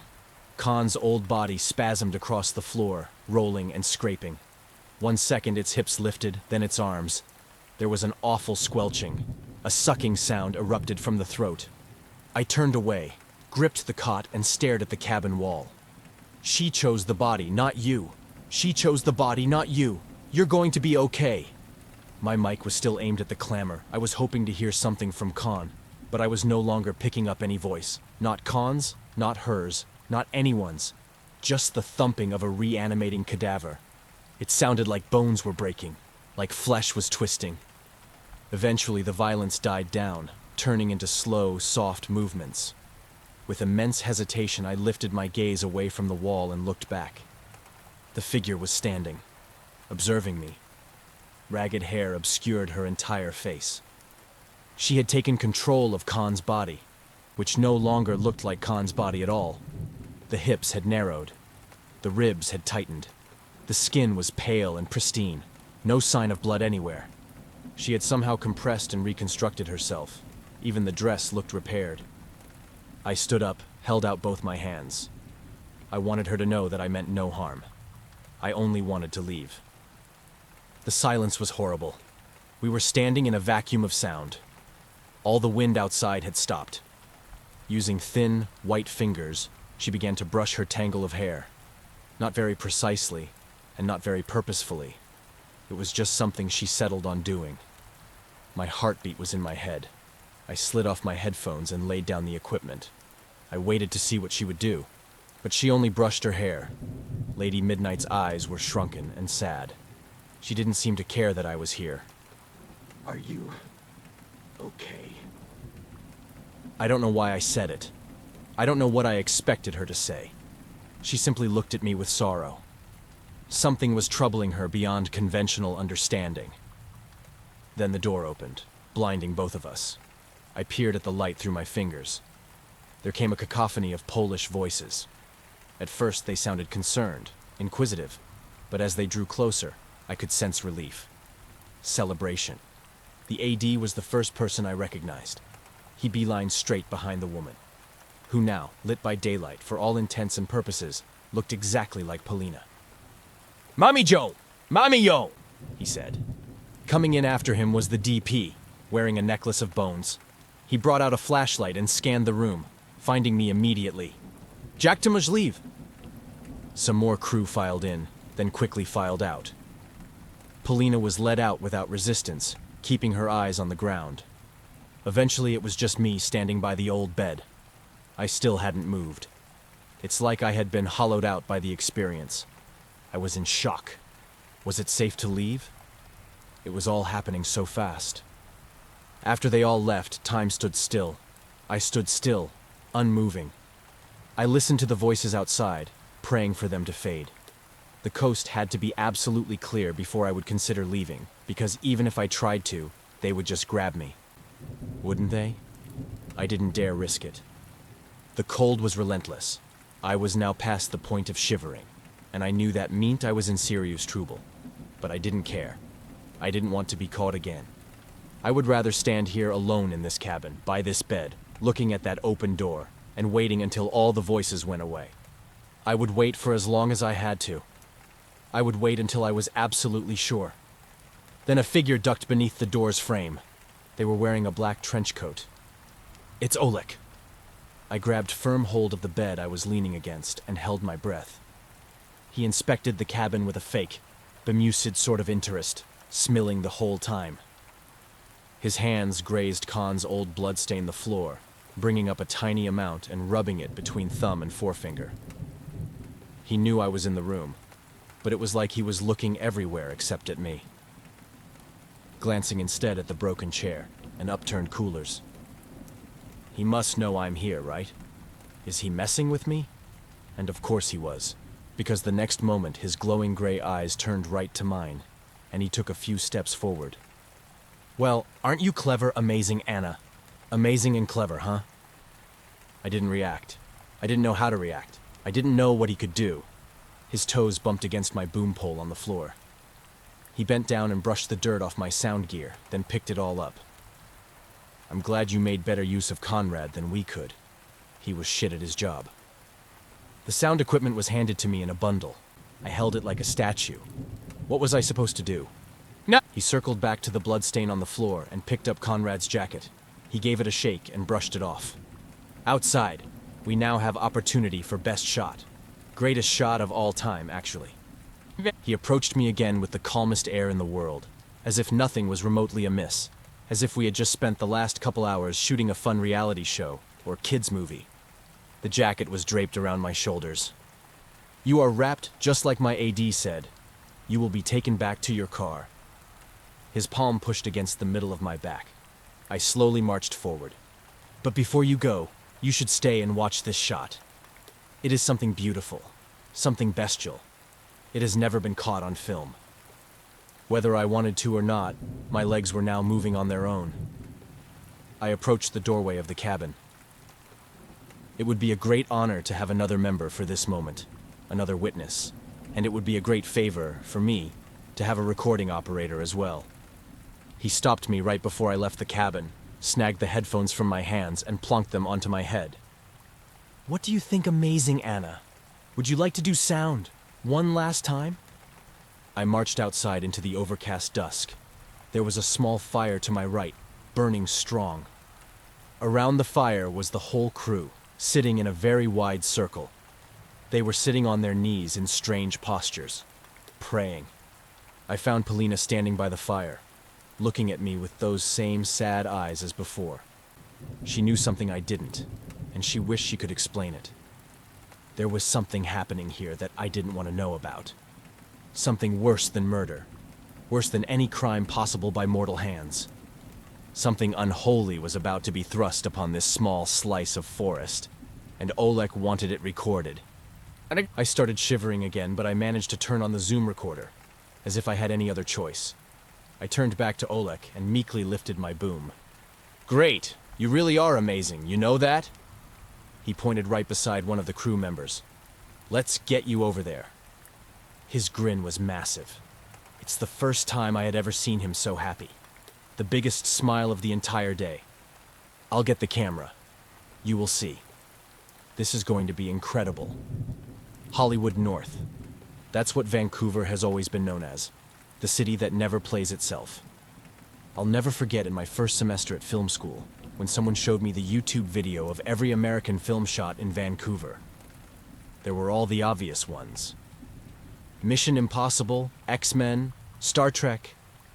But there were also countless horrors. Cabin in the Woods, It, Lake Placid, Slither, Child's Play, Final Destination, like all five, Hellraiser, The Fog, hell, they even shot Friday the 13th, Part 8, Jason Takes Manhattan Here. And I always understood why. It's overcast, it's gloomy. It can constantly feel like something bad is about to happen. It's as if all those films, TV shows, and stories have over time created an energy. And you gotta be careful, because if you wander in the wrong direction, especially by yourself, you're gonna get caught up in that energy. For me, it was in those woods, those deep northern woods just an hour away from downtown, where I saw something I could never unsee. I mean, I've been working hard to unsee it. I've been trying very diligently to brush it away, but it may be too burnt in. Still, I gotta pretend it's not there. There's no way I can feel this scared for the rest of my life, right? Time heals wounds and all that. For now, all I can do is keep pretending like I always have. Pretending is what I'm good at. Pretending is all I've got. The large, brightly painted sign of Bridge Studios greeted me outside my delivery truck. They must give the sign a fresh coat of paint at least once a year, because I've never seen it faded. Never even seen so much as a stray leaf on it. Of course, today of all days, a crow landed on the sign and promptly defecated. I leaned out to watch it caw for a bit. It's like it was laughing at its own vandalism. The security guard lifted the front gate to allow me inside. Delivering parcels to Bridge Studios is about as close as I get to working in the film industry these days. And that's fine with me. Every time I visit, the same conversation briefly flutters through my head. This was once you, but now it's not you, and that's okay. I park outside the cargo bay door and rummage through the back of my truck. All I see are large boxes, but with a simple lift and a wiggle, I can discern between tripods, sliders, and lights. I like removing them. It's always fun. A distracting little game of reverse Tetris. Inevitably, there's always one person who recognizes me at the lot. I did work at Bridge Studios for over 2 years across multiple shows. They always say the same thing. So good to see you. How have you been? When are you coming back? My answer is always, you too. I'm fine. Not coming back anytime soon. It's always too complicated to explain further. It's a scab I have no interest in tearing off. So I just keep it short and say the hours weren't for me. I wanted to try something else. I mean, sure, I've tried to return to the big shows. I was less than 200 hours away from joining the union after all. But even still, I couldn't continue. Unfortunately, almost anything to do with the film industry. Cameras, clapboards, and walkies illuminate that black spot in the back of my head. That black spot I've been working hard to bury and pretend it doesn't exist. So I just stopped setting foot on a set again. No more movies for me. Am I going to elaborate? Nope. Am I preventing myself from seeking closure? Probably. At least that's what my short-lived therapist said, but honestly, I've chosen this path, and it has served me fine. There are some things you are allowed to close off and move on from, and I have.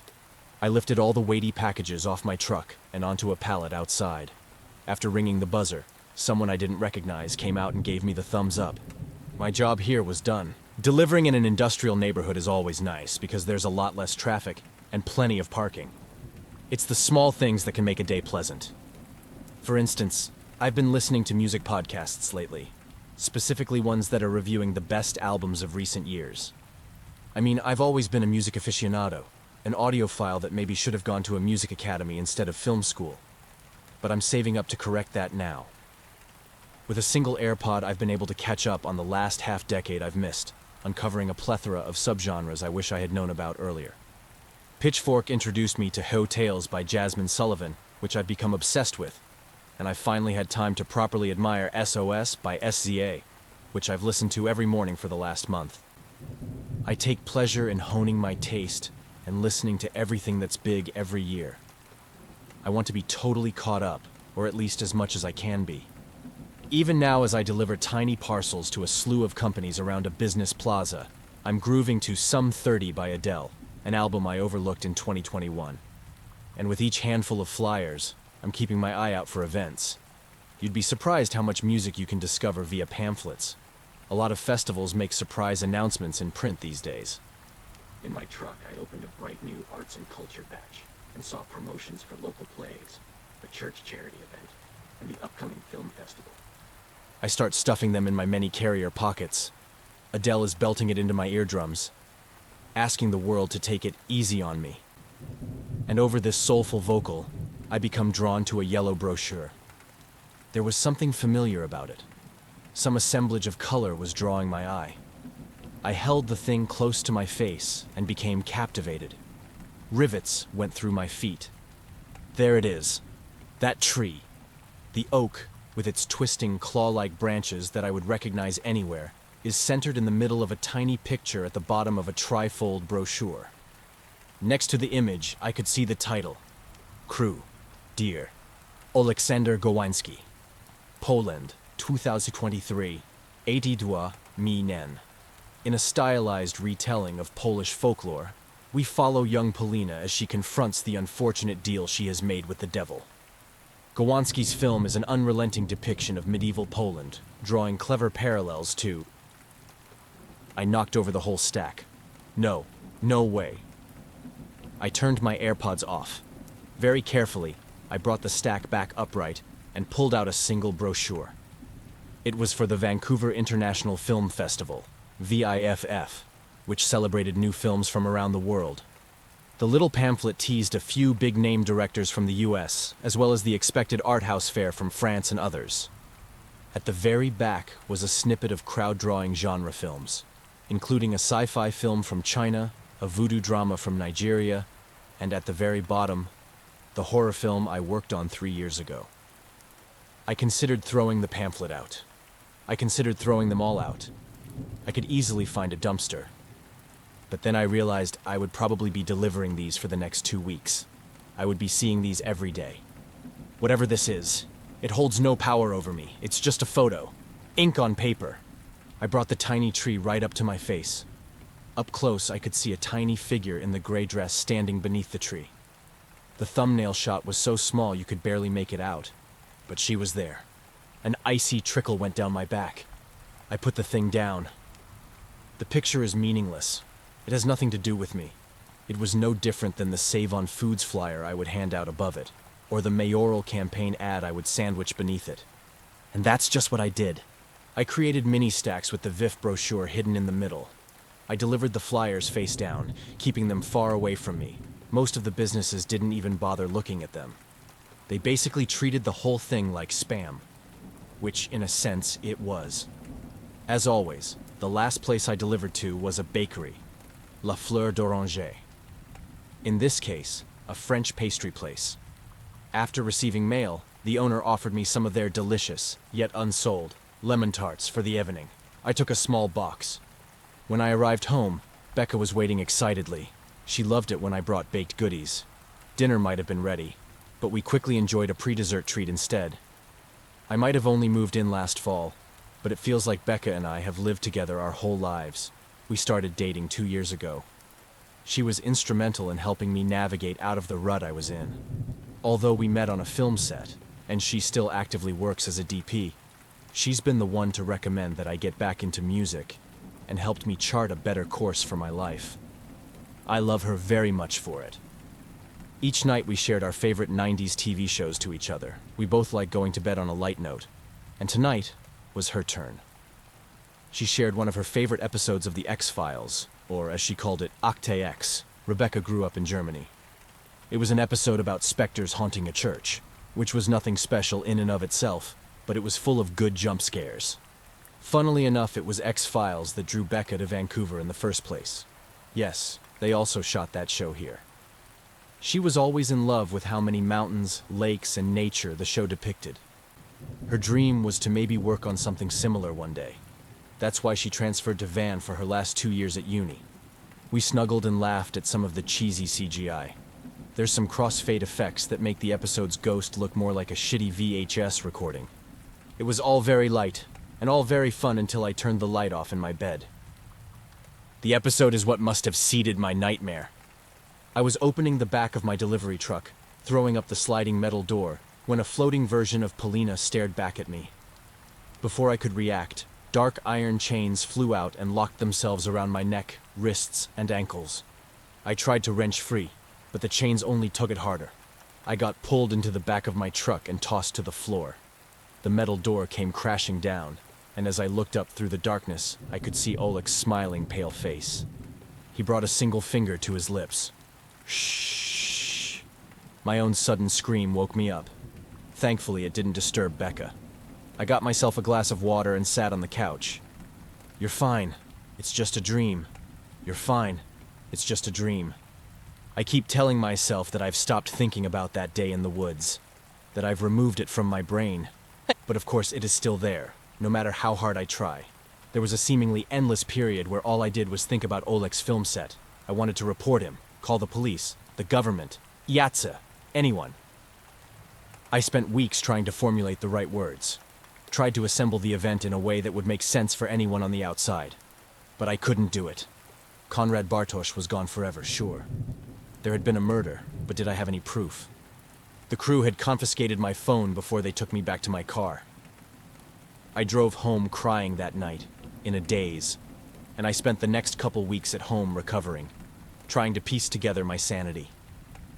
Without Konrad, without any history of my trip, I had no clue how to find that same road splintering off the BC-99.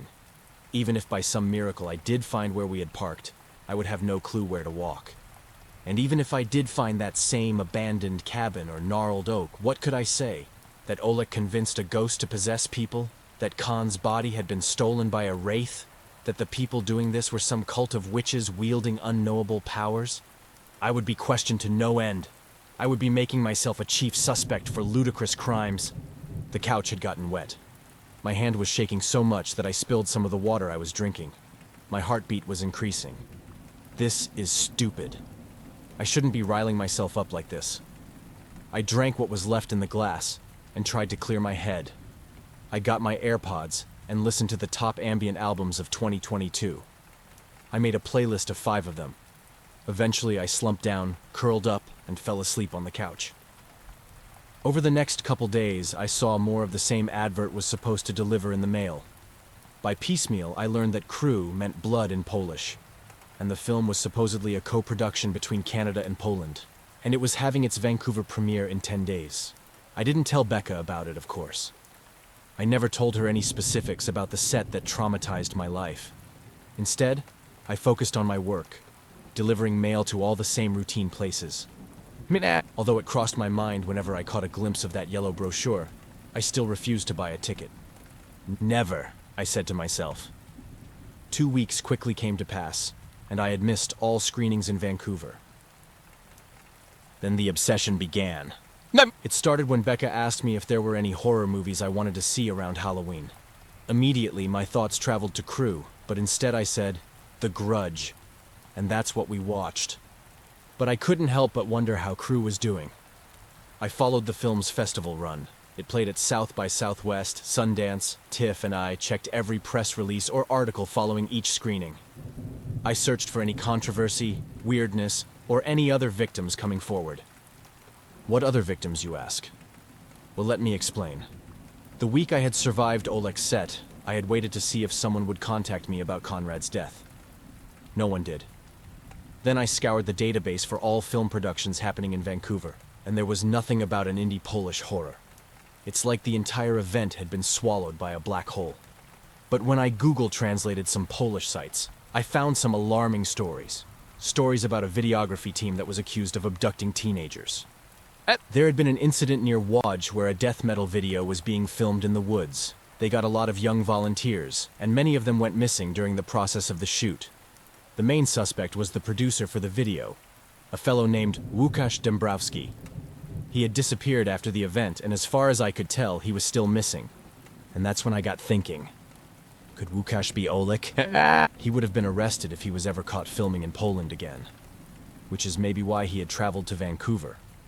And now with crew screenings still happening around the world, I thought that maybe someone else would notice. Maybe another victim would attend and expose something revelatory for all the press to hear. At first, there weren't any reports of protests or accusers coming forward. In fact, I discovered the opposite. There was nothing but praise for this risky artistic film. Crew even won a Critics' Prize at TIFF. Then it played at Palm Springs and raised some controversy. Apparently there was a branch of PETA that denounced several films for abusing animals. Crew was among the list. It struck me as odd, and not quite the condemnation I was looking for, but it felt like a step in the right direction. So my obsession strengthened, to the point where I was checking every morning and evening for any news, video interviews, anything that might show me more of Oleg's face. I learned the names of the 7 missing teenagers who disappeared in Łódź, hoping for their mentions somewhere in media. Adrian Kowalski, Paweł Nowak, Martina Wiśniewska, Michał Wróbel, Rafał Piotrowski, Gabriela Tomczyk, and Weronika Nowicka. I was hoping for any kind of sign. And then, as if sensing my desire for closure, the universe responded in kind. Becca's great-grandpa was turning 100. The family was inviting all friends and relatives to Germany for the occasion, and Becca felt obligated to go. In not-so-subtle ways, she told me this would be the best possible occasion to visit her family and introduce me to them. It's happening in Berlin, the same week as the Berlinale Film Festival. Wouldn't that be fun? My face froze for a long time when she asked me. I told her I was just thinking about my work schedule. And then I smiled and said, yes, it would be fun. Yes, I should come. According to the Berlinale website, Crew would be playing on February 22nd, which would align with our dates perfectly. I could see it. I could be in the audience. Crew would be playing at the highest profile European venue, at the closest distance it would ever get to Poland. If there was going to be any controversy, any victims showing up, any calls for Oleg's arrest, it would be at this screening. I had manifested my opportunity. Becca was thrilled that I had agreed, and talked up all the things we could see. I was supposed to be thinking about the Berlin Wall, the Tiergarten, the Reichstag building, and all the fabulous restaurants we would get to experience. But that was all background noise, a series of pit stops before the main event. All I could picture was the day of the film screening. I had to go. We flew to Germany. Tickets were expensive. I met Becca's family. They were wonderful. After months of waiting, dozens of nights of watching 90s shows, listening to new best of playlists and scrolling through my phone, the moment had finally come. It was our 13th night in Berlin, and I told Becca that I was going to a club famous for its EDM raves. She knew I had an appreciation for German techno. Although Becca was not a huge fan herself, she told me to have fun, and that we would catch up later that same night. She would go to a bar with one of her cousins. In truth, of course, I was going to the Friedrichstadtpalast, a large, pretty famous theater in central Berlin that could accommodate up to 1,800 spectators. The throngs outside curled for over 2 blocks, but people in line told me not to worry. Das ist normal. Tickets weren't cheap, the equivalent of 100 Canadian or so. It was a near sold-out screening because apparently the film was supposed to be good. I was curious from a typical filmgoer's perspective whether or not the movie would be to my taste at all. Was it even possible for me to like it? Can I really enjoy something that has been responsible for so much trauma? By some miracle, my seat was on the floor and not on a balcony. I sat in the West Wing, surrounded by an odd mix of audience. Half were the expected critics, cinephiles, and Berliner upper crust all wearing their sophisticated evening attire, but the other half were strange. It's like they're expecting some kind of heavy metal concert. They were wearing all leather, latex, and lots of clothespins. Several have pentagrams inscribed on their clothing. I recognized plenty of the expected band shirts. Black Sabbath, Slayer, Behemoth. A tanned, cheerful presenter went up and explained that he was very proud to present this exquisite gem of a film to Europe for the first time, and that the filmmaker was in the audience with us tonight. There would be a Q&A after the screening. I took a quick scan of the crowds to see if I could recognize somebody, but the audience was too massive. A flesh-colored soup in every direction. Soon the lights went down, the projector turned on, and several sponsors were briefly flashed on screen. Armani, Uber, MasterCard, something called ZDF, Potsdamer Platz, and RBB Media. Then the movie started. The opening scene is loud. It's a festive night outdoors with lots of candles, lanterns, instruments, and plenty of characters eating meat off skewers. It had to be set in the early 1900s, 1800s, or maybe 1700s. I don't know my medieval times. We're introduced to a bride on the eve of her own wedding. I realize she looks identical to Polina. A skewer goes through my stomach. I'm mentally bombarded with images from that set 3 years ago. I see Polina getting wet from our march in the woods. I see her moaning under the twisted oak tree. Then I see her looking mangled and despondent after repurposing Khan's dead body. This actress on screen is Polina. No one realizes we are watching a ghost with a stolen body on screen. A wraith in cold flesh. I exhale the thought. Squeeze my eyes shut. It's just a movie. Just pretend it's a movie. That's all you're here to see. After a few moments, I pry my eyes open and do my best to forget. I try to get carried away by the movie's plot, and to my surprise, I do. Very quickly, we learn that Polina is to be betrothed to a sharp, brutal man. It's someone she clearly does not want to marry. In the last hour of freedom, before she is expected at the altar, the camera follows Polina as she wanders away from the party towards a small pond, seeking solace in the night. In subtitles, we see Polina speak to herself, pity herself. She looks into her reflection in the pond and says, "I would rather marry a pig than that awful oaf." The water warbles a bit, buffeted by wind. As luck would have it, her husband-to-be chokes at the dinner banquet on one of the meat skewers. There's a scene where multiple people attempt a primitive Heimlich maneuver to no avail. The groom's family ends up in tears, and the priest calls the wedding off. But despite everything, Polina's folks still get to keep her wedding gifts as compensation, including a large black swine. The wedding guests leave despondent or drunk, or some mix of both, while Polina, on the other hand, is secretly euphoric. It's the closest I had ever seen her to revealing a smile. That night, she visits the swine by herself at the pigsty. She is so relieved that she goes to thank the animal. Much to her surprise, it begins to talk. "I'm your new husband." Polina is, of course, scared, confused. "You're my new husband?" "Yes. Your wish has been granted, and you must treat me like your husband. If you betray this gift, your soul is forfeit." Polina's pupils widen. She covers her mouth. Through narration, we learn that animals could only speak back then if they had been imbued with the devil's magic. Although terrified, Polina reluctantly agrees to visit and feed the pig each night. Through title cards, we learn a week has passed. Polina appears just in time to calm down a raucous swine. The pig is aggressively headbutting the fence of the pigsty. "Why are you treating me like an animal? Am I not your husband? Should I not be wearing your husband's clothes?" Polina has no rebuttal for this. And so the following night, we watch her walk up to her town's small cemetery and dig up her fiancé's grave. The burial soil was not very deep, because the region is mountainous. It is dug up in a quick montage. Her betrothed had been buried in the finest suite he owned, and in between worried stares, Polina removes it piece by piece. In the morning, Polina's youngest brother wakes up the family with laughter. "The pig has found a suit! The pig has found a suit!" It's a laugh riot. The family assumes that someone in the village is playing a very funny joke. Maybe the neighbor's teenage son? Everyone is surprisingly accepting of the pig's new clothes, and no one draws the connection to Polina's dead husband-to-be. Polina pretends to find it amusing too, and says she would like her gift pig to remain this way. Everyone is instructed not to undress the pig, and so no one does. The clothes are too filthy to touch anyway. On Polina's next nightly visit, the swine has a new demand. "So you've dressed me like your husband. That much is true. But how come I must eat my dinner out here, out of a trough, while the rest of your family eats inside?" Polina has no rebuttal for this. So the following night, she invites the pig inside.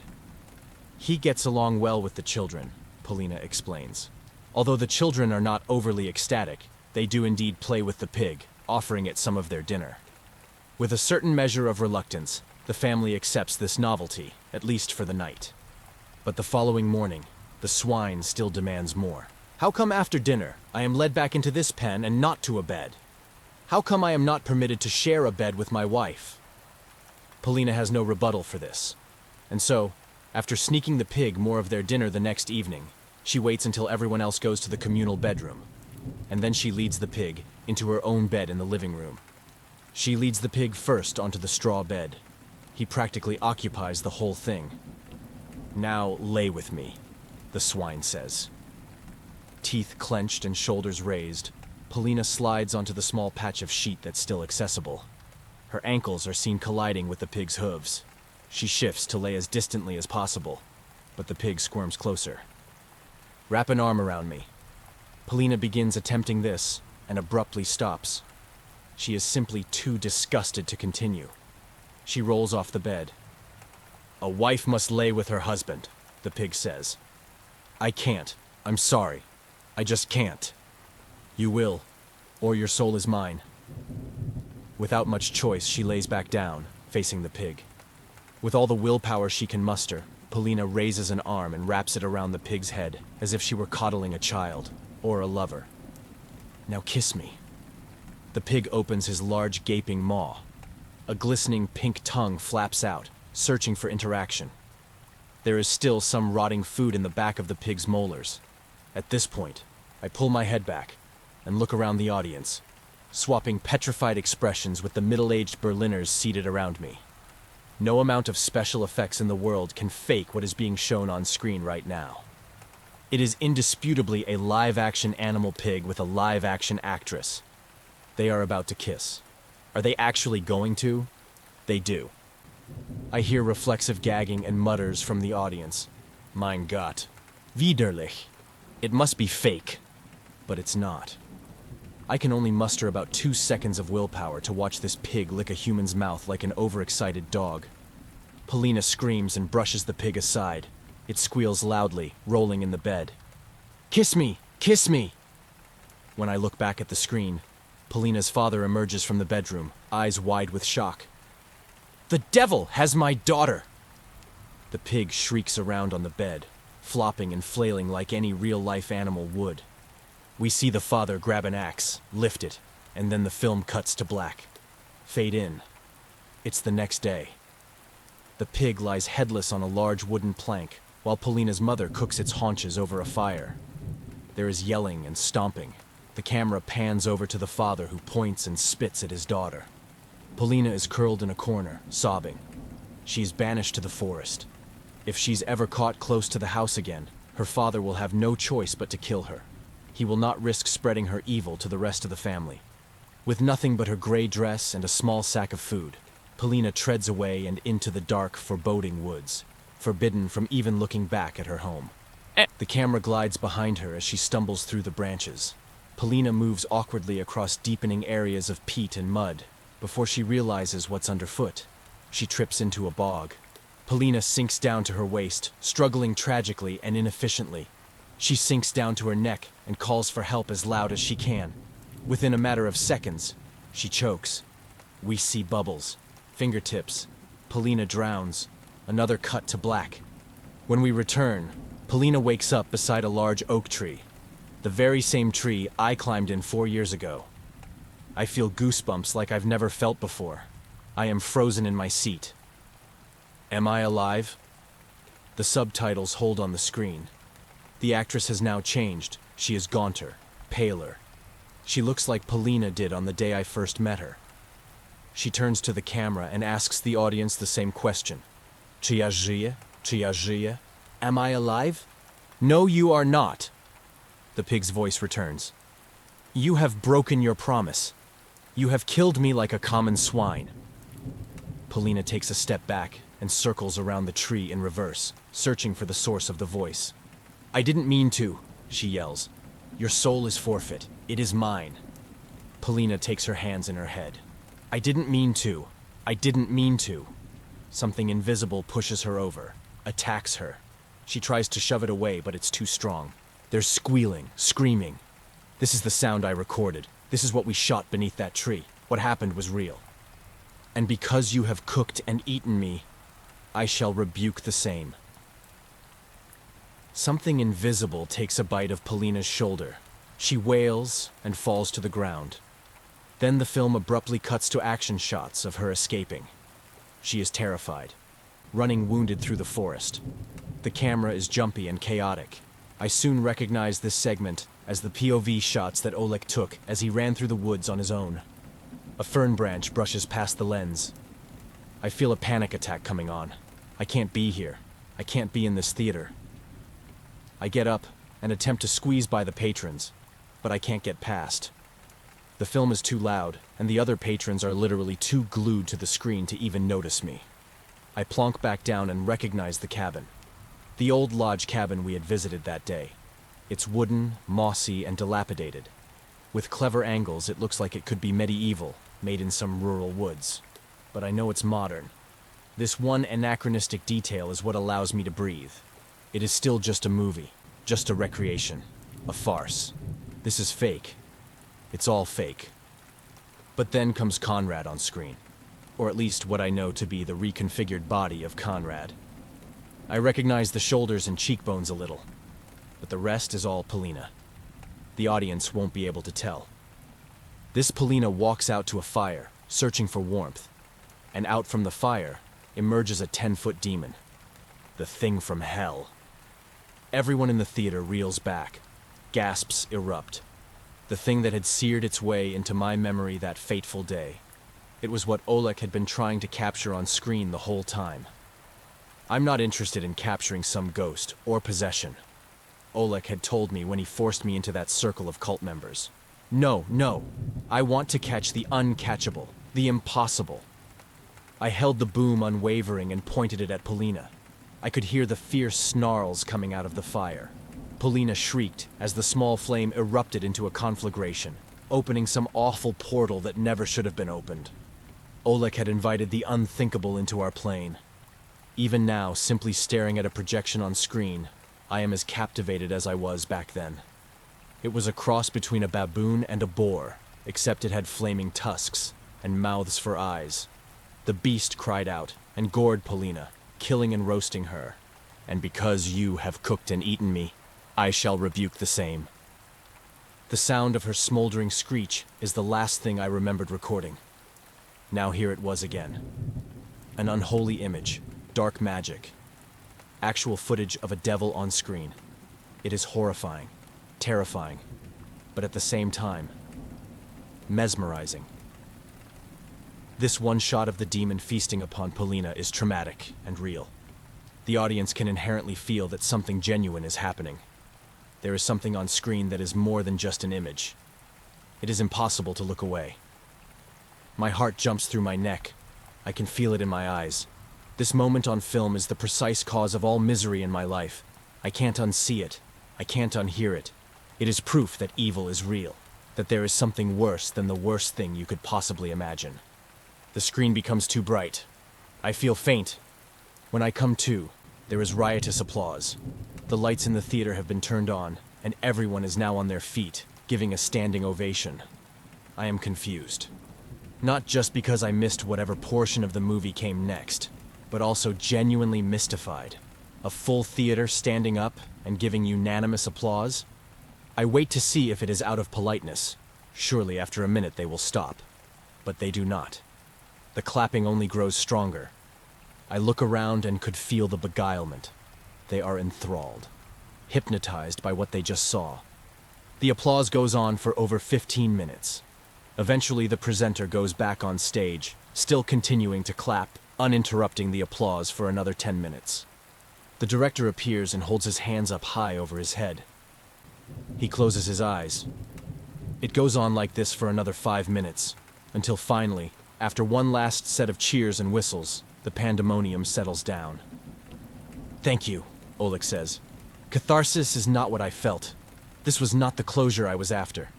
I felt like I had bared witness to something only I knew the true meaning behind, and I didn't know what to do. On stage, Oleg still wore his signature black trench coat. except this one was hemmed and stylized in a high-fashion sort of way. He answered benign questions from the presenter about the location, script, and budget, but nothing that cut into the heart of what everyone just saw. And then when the floor was opened up to audience questions, everyone continued to shower praise. Who did your cinematography? It was beautiful. Where did you find your actors? Unbelievable. How did you pull off those VFX? How? Something inside me became livid. I looked around to see if there was anyone as put off as I was. Does no one else know what Oleg truly is? Does no one else know what happened behind the scenes? I was beside myself. I lifted my hand to ask the next question. But there was a sea of hands. Would they even pick me? Fuck it. If no one is going to say it, then I would. Oleg was in the middle of responding to some meager question when I stood up and yelled, "Murderer! Murderer! The man on stage is a murderer!" Patrons within earshot turned to me. The room fell quiet. Even Oleg appeared taken aback. I began to rattle off the names of the Polish teens who went missing, reading from a list I kept in my pocket. Adrian Kowalski, Paweł Nowak, Martina Wiśniewska. I was probably butchering the pronunciation, but I yelled them anyway. A security guard started to walk down the aisle, approaching my row. Oleg is also approached by some other organizers on stage. He shook his head and grabbed the mic. "Please do not arrest her. Please do not. This is actually all good to hear." I finished hollering the names. Questioning voices swirled around me. "She is thinking of a tragic event that happened in the Polish film community." Oleg added a fair bit of grief to his voice, and took a pause. "A man named Łukasz Dębrowski shot an infamous video in Poland where 7 students went missing." He lifted his hand. "I was one of those students." Sharp inhales traveled through the crowd. Several wows. Yes, it was a traumatic experience, but it was also, for me, revelatory. It was one of the chief inspirations behind this film, actually. It is important to remember those who have suffered, so in the future, we need not suffer again. Audience members turned to me, looking for my response. But what was I supposed to say? Was Oleg lying? Was the real Łukasz actually found and arrested? Before I could assemble a reply, someone else asked a question, and very quickly I was forgotten. Just another fly on a wall. Just another attention seeker. Once the doors opened, I squeezed out of my seat and ran outside. I wanted to get as far away from the Polish warlock as quickly as possible.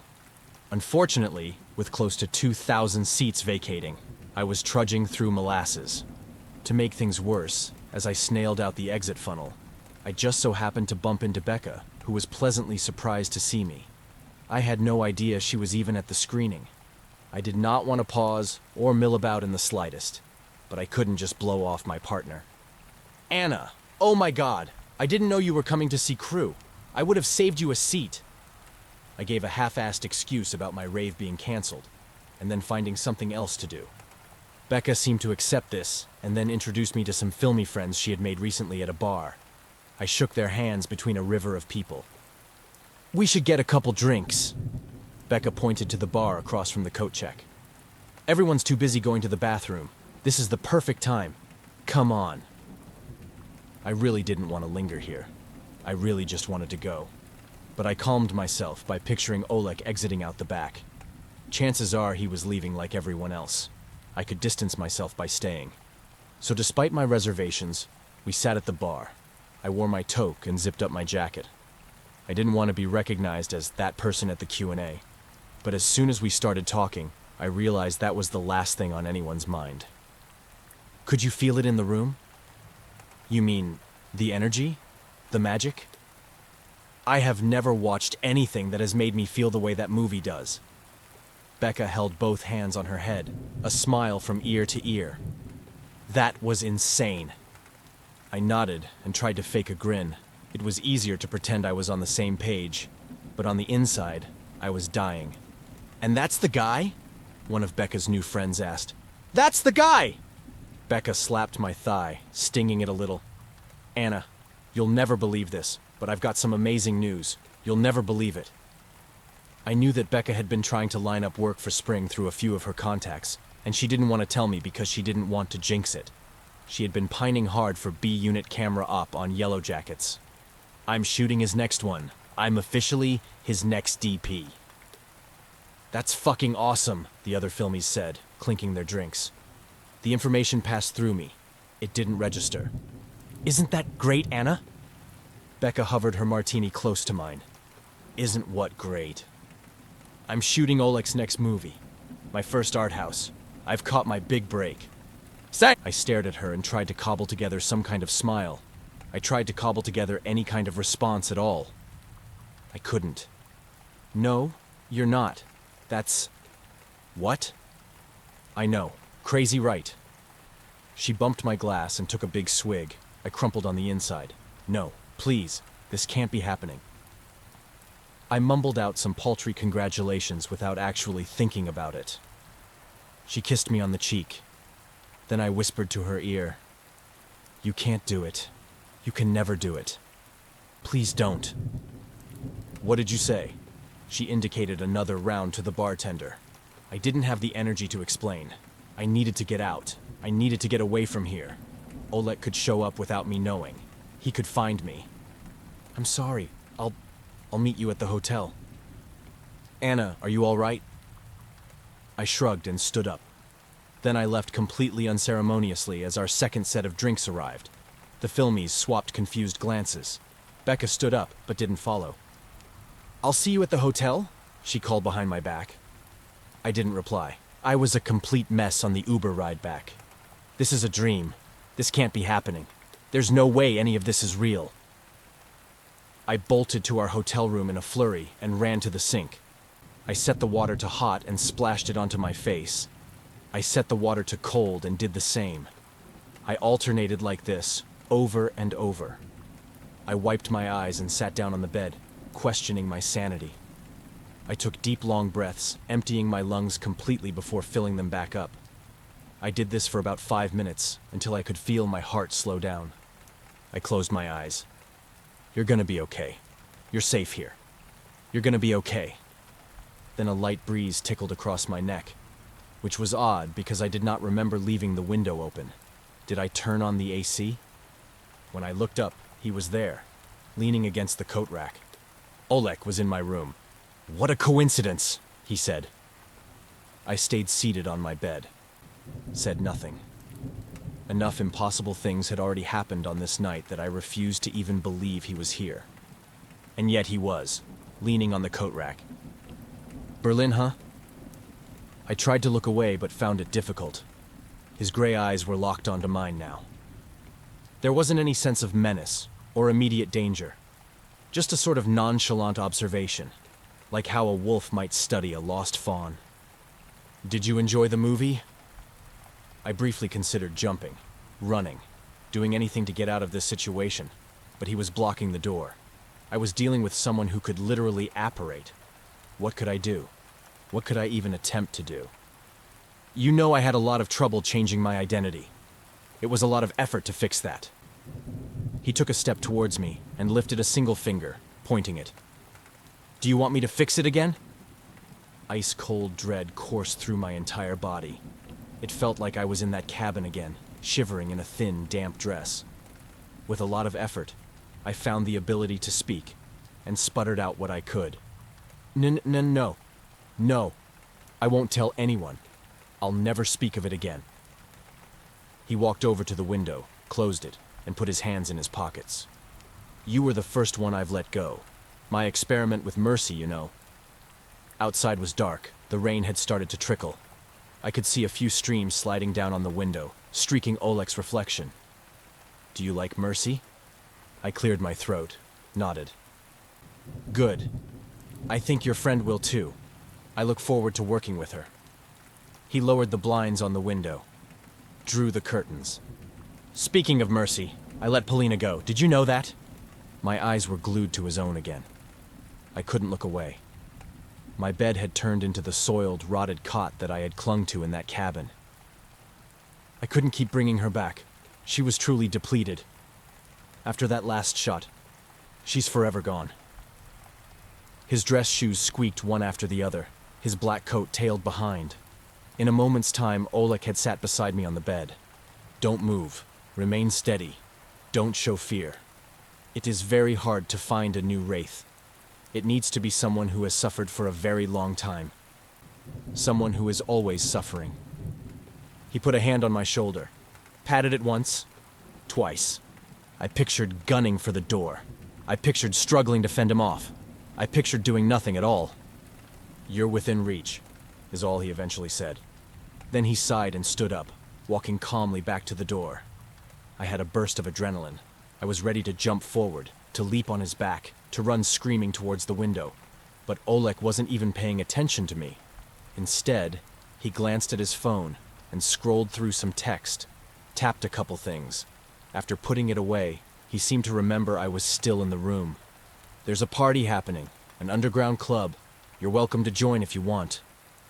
I was far beyond a place of shock, and yet somehow this still shocked me. Is he actually inviting me to a club? What in the actual fuck? He seemed to be able to read my face. "Suit yourself." He turned around the corner out of sight. I could hear the door handle unlock, followed by the latch I put on. With an old creak, the door swung, and in about a dozen footsteps, the Zaronix presence vanished down the hall. I ran over and shut everything, applied all locks. Then I went back and sat down on the bed. Do I call Becca? Do I call the police? Do I call the hotel? Did that actually just happen? Am I dreaming? I grit my teeth and eyes, feeling the muscles of my face contract. Behind my scrunching eyelids, I erase everything. This reality, this moment in time, this present universe. Everything's wiped. This can't be happening. After a few minutes, I find myself lying on the bed, unaware if I laid down myself. I must have just woken up. That's all. I'm not entirely convinced, but I pretend that I am. I pretended it was all a dream. Pretending is what I'm good at. Pretending is all I've got. The film shoot in Toronto would go for over a month. Becca said she would send me pictures every day of any fun stuff that was happening on set. I told her she could send me pictures, but nothing of the crew, nothing of the cast, and no equipment, cameras, or anything else. Nothing. She agreed, and very few pictures were sent. At work, I asked if I could be removed from the Bridge Studios circuit. I didn't want to deliver mail to that district anymore. So my boss transitioned my route to downtown. It was a lot busier, with a lot less parking, and I couldn't listen to my music as much. But that's okay. At least I was keeping my mind somewhat clear. Sometimes I would see a news van with a reporter standing outside, and other times I would see 20-somethings making a student film. Depending on the day, I'd be able to look past it and breeze by, but not always. Sometimes I would get reminded of my boom pole, my headphones, and then get plunged back in. I would get flashes of the horns, the mouths, the flaming tusks. I would see that thing from hell again. Then I would pull over and spend several hours easing my way out of multiple panic attacks. It just was what it was. I pretended it was normal. I knew that I needed a true distraction, a paradigm shift, something that could reset my brain away from my fear, unease, and vulnerability. So halfway through Becca's shoot, I had finally bit the bullet on my credit cards and signed up. I enrolled at the Digital Music Academy. On the first day, we were each assigned a MIDI keyboard. They looked expensive and brand new. Each MIDI came semi-weighted with a built-in pad controller, and my hands flickered across the keys with ease. It was a very nice feeling. There were 2 teachers overseeing 12 students. Both instructors were going to train us exclusively in person for 3 days a week, over 3 months. I was allowing myself to get excited. I couldn't remember the last time I felt excited. We introduced ourselves. Everyone got a minute to explain their favorite genre of music. I said mine was trance house with pop vocals. Someone recognized one of the more obscure artists I dropped. It felt good. The older instructor walked around, explaining how we would be using Ableton Live. There was an in-software tutorial that he recommended following alongside his directions, and that today we would be composing a melody with a simple 4/4 beat. The goal was to get familiar with the program. The younger instructor followed silently, handing out headphones for each of our stations. That's when my heart sank. I tried to ignore the brand, but I couldn't. They were Sennheisers, the exact same headphones I had used every day on set. My hands shook, my throat ached. Using all the willpower at my disposal, I forced them onto my head. It's just plastic. It can't hurt me. There is no way I can give up on this class. Everything all right? The younger instructor asked. I nodded quickly. Yeah, just trying them on. Good. Try opening our test file. Our computers were all given the same demo song to manipulate. It would help us understand how track layers and automations worked. I gave mine a play and recognized it as some 2010s dance hit. As a class, we analyzed the placement of the drums, treble and bass layers, but I was trying hard to discern what the background vocals were. A choir of children? Seagull calls? I scanned through the tracks in the software and couldn't find them. As I delicately pressed the foam cups to my ears, I realized the high-pitched sounds were not of kids singing or of birds calling. It was squealing. At first it started soft, barely distinguishable from my thoughts, but soon it grew, both in volume and duration. I pulled out the headphone jack. The playback didn't stop. The instructor came by and asked if I was okay again. Apparently I was crying. The squeals turned into screeches.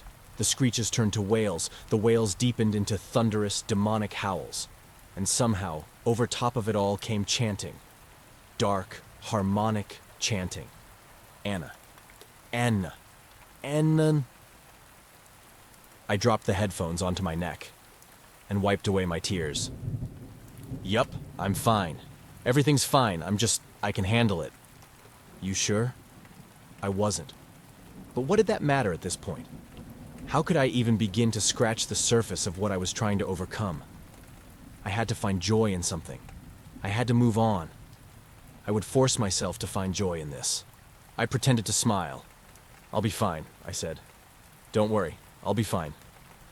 The teacher looked into my eyes to try to understand what I was going through, but there's no way she would. It must have been like that moment when I looked at Polina, at her sad, defeated eyes, bearing the weight of something that was impossible to explain. I was the same as her now. I was just like Polina. I held my face and started to sob. I couldn't stop. Thank you for watching the video fully. Please hit the like and subscribe button since I could not make these videos without your support, and it means the world to me.